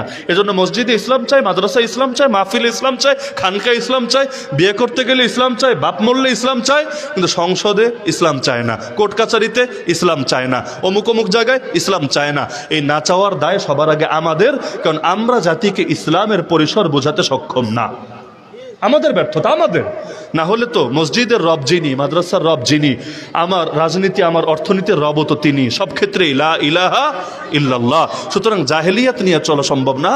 একদিনে হয়তো সব দূর করতে পারবো না, পারলাম না, কিন্তু আমার স্বপ্ন এটাই হবে জাহেলিয়াতের সঙ্গে কোনো আপোষ না, আলো জ্বলবে, অন্ধকার ধীরে ধীরে দূর হবে। শেষ করার আগে আরেকটা মাসালা বলি, মাঝে মাঝে অনেকে একটা আয়াতের অপব্যাখ্যা করে, লা ইকরাহা ফিদ্দীন, সূরাতুল বাকারা 256 নম্বর আয়াত নাকি, লা ইকরাহা ফিদ্দীন, দ্বীনের ক্ষেত্রে জোর জবরদস্তি নাই, এটার অপব্যাখ্যা করে। এটা দিয়ে বুঝাবে নামাজ নিয়ে চাপ দেওয়া যাবে না, পর্দা নিয়ে চাপ দেওয়া যাবে না, ইসলাম পালনে চাপ দেওয়া যাবে না, এটা প্রত্যেকের ব্যক্তি স্বাধীনতা। নাউযুবিল্লাহি মিন যালিক। অথচ আয়াতের অর্থ হলো ইসলাম গ্রহণের ক্ষেত্রে কোনো চাপাচাপি নাই। কোনো হিন্দু চাইলে হিন্দুও থাকতে পারে, চাইলে মুসলমান হতে পারে, কোনো বৌদ্ধ চাইলে বৌদ্ধও থাকতে পারে, চাইলে মুসলমান হতে পারে। আমি বলতে পারি না তোর মুসলমান হওয়া লাগবেই লাগবে, না হলে তোরে খাবার দিব না, তোরে থাকতে দিব না, তোরে অধিকার দিব না, না। বরঞ্চ ধর্ম গ্রহণের ক্ষেত্রে সে স্বাধীনতা পাবে। তো ধর্ম যদি গ্রহণ করে ফেলেই সে আমার পরিবারের অংশ, পরিবারের মধ্যে অভিভাবকের কথা অবশ্যই চলবে। আপনার বাচ্চা নামাজ না পড়লে নবী বলেছে 10 বছর হলেই পিটাবা নামাজের জন্য, বেশি জোরে না কিন্তু মৃদু শাসন। 10 বছরের বাচ্চা যে বালেগই না, 10 বছরে বালেগ হয় না, বালেগ হয় 12 থেকে 15, তুই নাবালেগ বাচ্চারাও পিটাবা নামাজের জন্য। কেন? এখন বলবে এই দেখো আয়াতে তো আছে জোরাজুরি নাই, অথচ নবী বলেছে বাচ্চারে পিটাতে। হায় হায়, কই যাব? আয়াত মানবো না নবীর হাদিস মানবো? পাগলে বোঝেই নাই। এখানে পিটানোটাই নবীর সুন্নাহ, আর জোরাজুরি নাই সেটা হলো ধর্ম গ্রহণের ক্ষেত্রে, এই পালনের ক্ষেত্রে না। তাহলে আপনার বাচ্চাকে নামাজের জন্য যদি পিটান এটা হবে নবীর সুন্নাত, যদি না পিটান আর বেনামাজি হয় এটা হবে নবীর সুন্নাতের খেলাফ। তাহলে পরিবারের যেমন অভিভাবক থাকে, রাষ্ট্রের অভিভাবক থাকে না? রাষ্ট্রের অভিভাবক থাকে না? তো রাষ্ট্রপ্রধান যিনি হবেন রাষ্ট্রের মধ্যে নামাজের ক্ষেত্রেও এটাই ফতোয়া, ইসলামের কথাই এটা। কোরআন খুলেন, আল্লাহ বলেছেন সরকারের দায়িত্ব 4টা। 1 নম্বর দায়িত্বই হলো আকামুস সালাহ, নামাজ কায়েম করতে হবে। নামাজ পড়লেই হবে না, নামাজ কায়েম করতে হবে, প্রতিষ্ঠিত করতে হবে। নামাজকে বাধ্যতামূলক আইনে পরিণত করতে হবে। যদি নামাজ না পড়ে কি হবে? ইমাম আবু হানিফার ফতোয়া মতে জেলে দেওয়া হবে, আর ইমাম আহমদ বিন হাম্বলের ফতোয়া মতে মৃত্যুদণ্ড দেওয়া হবে। জটিল জটিল, মানে আহলে হাদিসের ফতোয়া মতে মৃত্যুদণ্ড দেওয়া হবে। আহলে হাদিস ভাইয়েরা এই ফতোয়াই মানে। আহলে হাদিস ভাইদের ফতোয়া মতে বেনামাজিদেরকে মৃত্যুদণ্ড দেওয়া হবে, আর হানাফি যারা আছে এদের ফতোয়া মতে তাদের জেলখানায় দেওয়া হবে। এখন বাকি ইসলামী রাষ্ট্র হলে কোনটা অনুসরণ করবেন এটা ওই সময় আহলে হাদিস ভাইয়েরা আর হানাফি ভাইয়েরা বৈশ সমাধান করেন। কেন আহলে হাদিস মানলে অনেকের কল্লাই থাকবে না, তাকে তাড়াতাড়ি কবরে পৌঁছে দেওয়া হবে। তো নামাজ না পড়লে এই সাজা দেওয়া হবে। একইভাবে পর্দা, আপনার মেয়ে যদি পর্দা না করে খালি ওয়াজ করলে চলবে, খালি নসিহাত করলে চলবে, নাকি প্রয়োজনে তাকে বাধ্য করতে হবে? কারণ আপনার মেয়ে, সে আল্লাহ আপনাকে তার ব্যাপারে জিজ্ঞেস করবে হাসরের ময়দানে। খালি নিজের জবাব না, ফ্যামিলির জবাবও দিতে হবে আল্লাহর সামনে। তো রাষ্ট্রপ্রধান যদি হয়, রাষ্ট্রপ্রধানও খালি ওয়াজ করলে চলবে না আইনও করা লাগবে? একটা শব্দকে বাংলাদেশে খুব খারাপভাবে উপস্থাপন করে, মোরাল পুলিশিং। নীতি নৈতিকতা ঠিক করার ঠিকাদারি তোমাদের কে দিয়েছে? অথচ আমি যদি বাংলাদেশের রাষ্ট্রপ্রধান হতাম, আলাদা বাহিনী বানায় দিতাম সেই সাহাবি যুগ তাবে যুগের মতো, যেই বাহিনীর কাজ হবে তারা শুধু মানুষের নীতি নৈতিকতা লক্ষ্য রাখবে, আর কিচ্ছু না। ওদের কাজই হলো এমন পুলিশ বাহিনী যাদের নাম হবে জামাআতুল আমরি বিল মারুফ ওয়ান নাহি আনিল মুনকার, সৎ কাজের আদেশ এবং অসৎ কাজ থেকে নিষেধ সংক্রান্ত বাহিনী তারা। এবং আলাদা মন্ত্রণালয় করে দিতাম, আলাদা মন্ত্রণালয়। ওই মন্ত্রণালয়ের কাজ হলো মানুষের নীতি নৈতিকতা দেখবে, কি হবে এত রাস্তাঘাট দিয়ে, কি হবে এত ব্রিজ দিয়ে, এত টানেল দিয়ে, এত কিছু দিয়ে, এলিভেটেড দিয়ে, সেতু দিয়ে, এই দিয়ে যদি মানুষের নীতি নৈতিকতা যায় জানোয়ারের স্তরে নেমে, তাহলে ওই সমাজ তো ধীরে ধীরে জানোয়ারের সমাজে পরিণত হবে। আগে তো মানুষের নীতি নৈতিকতা ঠিক রাখতে হবে। এই যে নির্বাচন উপলক্ষে কত প্রার্থী কত ওয়াদা দেয়, দেখবেন সব হলো খালি জাগতিক উন্নয়নের ওয়াদা। তো মানুষের নীতি নৈতিকতা ঠিক করা দরকার। যুব সমাজকে মাদকের হাত থেকে, এই অবাধ হারাম রিলেশন জিনার হাত থেকে হেফাজত করা দরকার।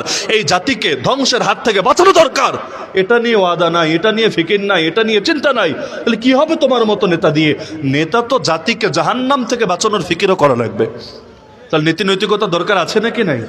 আরে আছে নাকি নাই? অবশ্যই আছে। তাহলে আমাদের সমাজ হবে জাহেলি মুক্ত সমাজ। হ্যাঁ, শেষ কথা এটা, আজকেই তো চাইলে পুরো রাষ্ট্র পাল্টাতে পারবেন না, এটা আপনার হাতে না। নিজের ঘর তো পাল্টাতে পারবেন, এটা তো আপনার হাতে। আজকে বাসায় গিয়ে গিয়ে জাহেলিয়াতের যেই যে উপাদান আছে এটাকে পিষে ফেলেন। জাহেলিয়াতের যেই যে উপাদান আছে, বাসার মধ্যে দাবা আছে, তাস আছে, বাসার মধ্যে পর্নোগ্রাফিও চলে, বাসার মধ্যে ওই খারাপ গান বাজনাও চলে। তো যেই যেই জিনিসের মাধ্যমে পাপের দুয়ারগুলো খোলা আছে বন্ধ করে দেন। কারণ আলো আর অন্ধকার একসঙ্গে চলতে পারে না, লাস্টে গিয়ে যে কোনো একটা বিজয়ী হবে। অন্ধকার বেশি বেড়ে গেলে আলো দেখাই যাবে না, আর আলোর প্রভাব বাড়লে অন্ধকার থাকতে পারে না। সুতরাং আলোর পক্ষের মানুষ আপনি আলো জ্বালানোর চেষ্টা করেন, অন্ধকারের সঙ্গে আপোষ না। এই বাসার পরিবেশ এমন বানায়েন না যে রহমতের ফেরেশতাও ঢোকে না। বাসায় ছবি থাকে না আপনাদের? থাকে না? বিশেষ করে যারা রাজনীতি করে, নেত্রীর ছবি, নেতার ছবি না রাখলে তো খুশুই আসে না। মাশাআল্লাহ, ছবি থাকবে, দিলের মধ্যে আলাদা এশকও আসবে। খুব ভালো কথা। মাথার মধ্যে রাখেন, এই ঘরে যদি মরণ হয়, আপনার ঘরে কিন্তু ফেরেশতা আসবে না। বলবেন হুজুর ফেরেশতা না আসলে তো মরণ হবে না। কারণ ফেরেশতা না আসলে জান কবজ করবে কে? খুশি হওয়ার দরকার নেই। কোন ফেরেশতা আসবে না? রহমতের ফেরেশতা আসবে না। তার মানে কে আসবে? গজবের ফেরেশতা আসবে, গজবের ফেরেশতা। এক হিন্দু লোক কাসেম নানুতুবি রহমতুল্লাহ আলাইহি, দারুল দেওবন্দের প্রতিষ্ঠাতা মুহতামিম, তার কাছে এসেছে। হাতে একটা কুত্তা, মানে কুত্তা গলায় রশি বাঁধা, রশি তার হাতে। এসে বলছে হুজুর আমি সবসময় কুত্তা রাখি সাথে, কেন জানেন? হুজুর জিজ্ঞেস করে নাই নিজের থেকে, সাথে কেন কুত্তা রাখি জানেন? আপনাদের নবী নাকি বলেছেন যে এই ঘরে কুত্তা থাকে বা ছবি থাকে সেই ঘরে ফেরেশতা যাবে না। তা আমার ঘরে তো ছবি, মূর্তিও আছে, আর বাইরে বের হলেও কুত্তাটা লগে লগে রাখি, রশিটা হাতেই রাখি। কারণ আজরাইলও তো একটা ফেরেশতা, কখন আসবে আমার কাছে? আসার চান্সই নাই, অ্যাক্সেসই নাই। রাস্তা বন্ধ রেখেছি। এখন 2 সূরাতের 1 সূরা। যদি আমি না মরি, চিরকাল বেঁচে থাকি, লাভে লাভ, পুরাই লাভ, আমার লস বলতে কিছু নাই। আর যদি এমন হয় আমি মরি, তাহলে মানুষ বুঝে নেবে আপনাদের ধর্ম ভুল, আপনাদের নবী যা বলেছেন সেটা ভুল। কারণ নবী বললেন ফেরেশতা আসবে না, অথচ আমি ঠিকই মরে গেলাম। তাহলে তো মানুষ আপনার ধর্ম নিয়ে সন্দেহ করবে। তো যেইটাই হোক আমার লস নেই, আমার লাভ আছে। তিনি বলেন আচ্ছা মাশাআল্লাহ, অনেক বুদ্ধি তোমার, কিন্তু আমাকে একটা প্রশ্নের জবাব দাও তুমি। সেটা হলো, তোমাদের এলাকায় কুত্তা মরে কিনা, নাকি চিরকাল বেঁচে থাকে? বলে হুজুর না, কুত্তা তো মরে। কিভাবে মরে? কিভাবে মরে? কেউ না কেউ তো জান কবজ করে। বললো ব্যাস, জবাব সিম্পল। কুত্তার জান কবজ করার জন্য যারা নিয়োজিত, তারাই এসে তোমার জানটাও কবজ করে নিয়ে যাবে। ভালো কেউ আসবে না, কারণ তোমার সাথে কুত্তা আছে। তো কুত্তার দায়িত্বে যারা নিয়োজিত, তোমাকে তারা ওই ক্যাটাগরিতে ফেলে তোমার জান কবজ করতে তারা চলে আসবে। তো ঘরের মধ্যে আরো বেশি করে ছবি রাখেন, রহমতের ফেরেশতা আসার রাস্তা বন্ধ করেন। এমনকি যারা পত্রিকা পড়েন, পত্রিকা পড়া শেষে ঢাইকে রাখেন। এক জায়গায় সব পত্রিকা রাখেন না, ঢেকে রাখেন যাতে ছবিগুলো অন্তত নজরে না আসে। না হলে কিন্তু একই ফতোয়া প্রযোজ্য থাকবে আপনার শানেও। আল্লাহ মাফ করুক আমাদেরকে। এমনকি এই ছেলেপেলেরা যারা ছবি টবি তোলেন মোবাইলে, আপনারাও যদি এই ছবিগুলোকে প্রিন্ট করেন, প্রিন্ট বোঝেন তো, ছবিগুলো বের করে ঘরে ঝুলাইয়া রাখলেন মহব্বতের খাতিরে। কয়দিন আগে আমার একজন দেখালো, মোবাইলের কাভার বানিয়েছে আমার ছবি দিয়ে, মহব্বত উপচে পড়ছে, আমার ছবি দিয়ে মোবাইলের কাভার বানিয়েছে, আমাকে দেখাচ্ছে। সে ভেবেছে আমি তাকে ধন্যবাদ দিব বা খুশি বলবো। আমি আরো ব্যাটারে তো উৎসাহিত করতে পারলাম না, আর উল্টা তারে জাহান্নামের ধমকি তারে দিতে হলো। আপনি যদি এই ছবি প্রিন্ট করেন, ওই ছবি আঁকার যে হুকুম আপনারও কিন্তু একই হুকুম হয়ে যাবে। ওই ভাস্কর্য আঁকলে যা, আপনার এই কাজও হয়ে যাবে তা। বাপের মহব্বত দিলে রাখেন, ঘরে ঝুলেন না। মায়ের মহব্বত দিলে রাখেন, ঘরে ঝুলেন না। এজন্য সমাজ পরিবর্তন করতে চাইলেও যতটুকু সামর্থ্য আছে সেটা দিয়ে পরিবর্তনের সূচনা করে দেন ইনশাআল্লাহ। সিলেটে এমন এলাকাও আছে বিয়েতে কেউ গান বাজাতে পারে না, এমন এলাকাও আছে সেখানে কেউ যদি পর্যটনেও ঘুরতে যায় কিন্তু গান বাজিয়ে বাজিয়ে যেতে পারে না। কেন? সেখানে ইসলামী রাষ্ট্র ব্যবস্থা আছে না। ইসলামী রাষ্ট্র থেকে আসবে তাহলে কেন? সামাজিক মূল্যবোধের কারণে। আলহামদুলিল্লাহ, আলেম ওলামা এবং মুরব্বীরা মিলে পুরো দেশকে ঠিক করতে তো আর পারবে না তারা, কিন্তু সমাজটা ঠিক করতে পারবে। সমাজকে ঠিক করে দিয়েছে। আপনারাও করেন না, আপনারাও করেন না। এই সমাজটা নিয়ে উদ্যোগী হন ইনশাআল্লাহ। এই যে বেত্রিকুল ওলামা পরিষদ এই মাহফিলটা করেছে, এই মাহফিল এই সমাজের মধ্যে যদি কোনো প্রভাব নাই ফেলে কি হবে এই মাহফিল দিয়ে? এজন্য আপনাদের প্রতি বার্তা থাকবে, আপনারা উদ্যোগ নেন যে পুরো দেশ পাল্টাতে পারি না পারি, আমরা এই সমাজটাকে পাল্টায় ছাড়বো ইনশাআল্লাহ। উদ্যোগ নেবেন তো ইনশাআল্লাহ? মুরব্বীরা উদ্যোগ নেবেন, যুবকরা সঙ্গ দিবেন, তারা বুদ্ধি দিবেন, আপনারা ফিল্ডে বাস্তবায়ন করবেন। দুই দলের দুই রকম কাজ। মুরব্বীদের কাজ হলো মাথা দিয়ে, যুবকদের কাজ হলো দৈহিক পরিশ্রম দিয়ে। মুরব্বীরা ওলামায়ে কেরামকে সাথে নিয়ে আপনাদেরকে পরামর্শ দিবেন, আপনারা সেটা ফিল্ডে বাস্তবায়ন করে অন্তত পুরো রাষ্ট্র না পারেন পুরো সমাজটাকে যতটুকু পারেন আলোয় আলোকিত করবেন, অন্ধকারকে দূর করবেন। আবু জাহেলের আদর্শ ডিলিট করবেন, মুহাম্মদুর রাসূলুল্লাহ সাল্লাল্লাহু আলাইহি ইসলামের আদর্শ এস্টাবলিশ করবেন। রাজি আছেন তো ইনশাআল্লাহ? রাজি আছেন তো ইনশাআল্লাহ? তো আমাকে যে বিষয় দেওয়া হয়েছিল ব্যক্তি ও সমাজ গঠনে সিরাতের ভূমিকা, উভয় বিষয়ে মৌলিক ধারণা এসেছে তো আলহামদুলিল্লাহ, যতটুকু সম্ভব। কারণ 1 ঘন্টায় তো আর চাইলেই পুরো আসমান জমিনে সব শিখিয়ে দেওয়া সম্ভব না, কিন্তু যে বার্তাগুলো না দিলে না আমি দেওয়ার চেষ্টা করেছি। বাকিটা আমল আপনাদের বিষয়, আমাদের কাছে পৌঁছে দেওয়া, পৌঁছে দিলাম মানে আল্লাহর কাছে জবাব রেডি আছে। এখন যদি না মানেন সেটার দায় আমাদের না, সেটার দায় আপনাদের। সুতরাং যতটুকু আলোচনা হলো এর মধ্যে যেটা যেটা উপকারী এগুলোকে আমলে আনার চেষ্টা করেন। আল্লাহ তাআলা আমাদের সবাই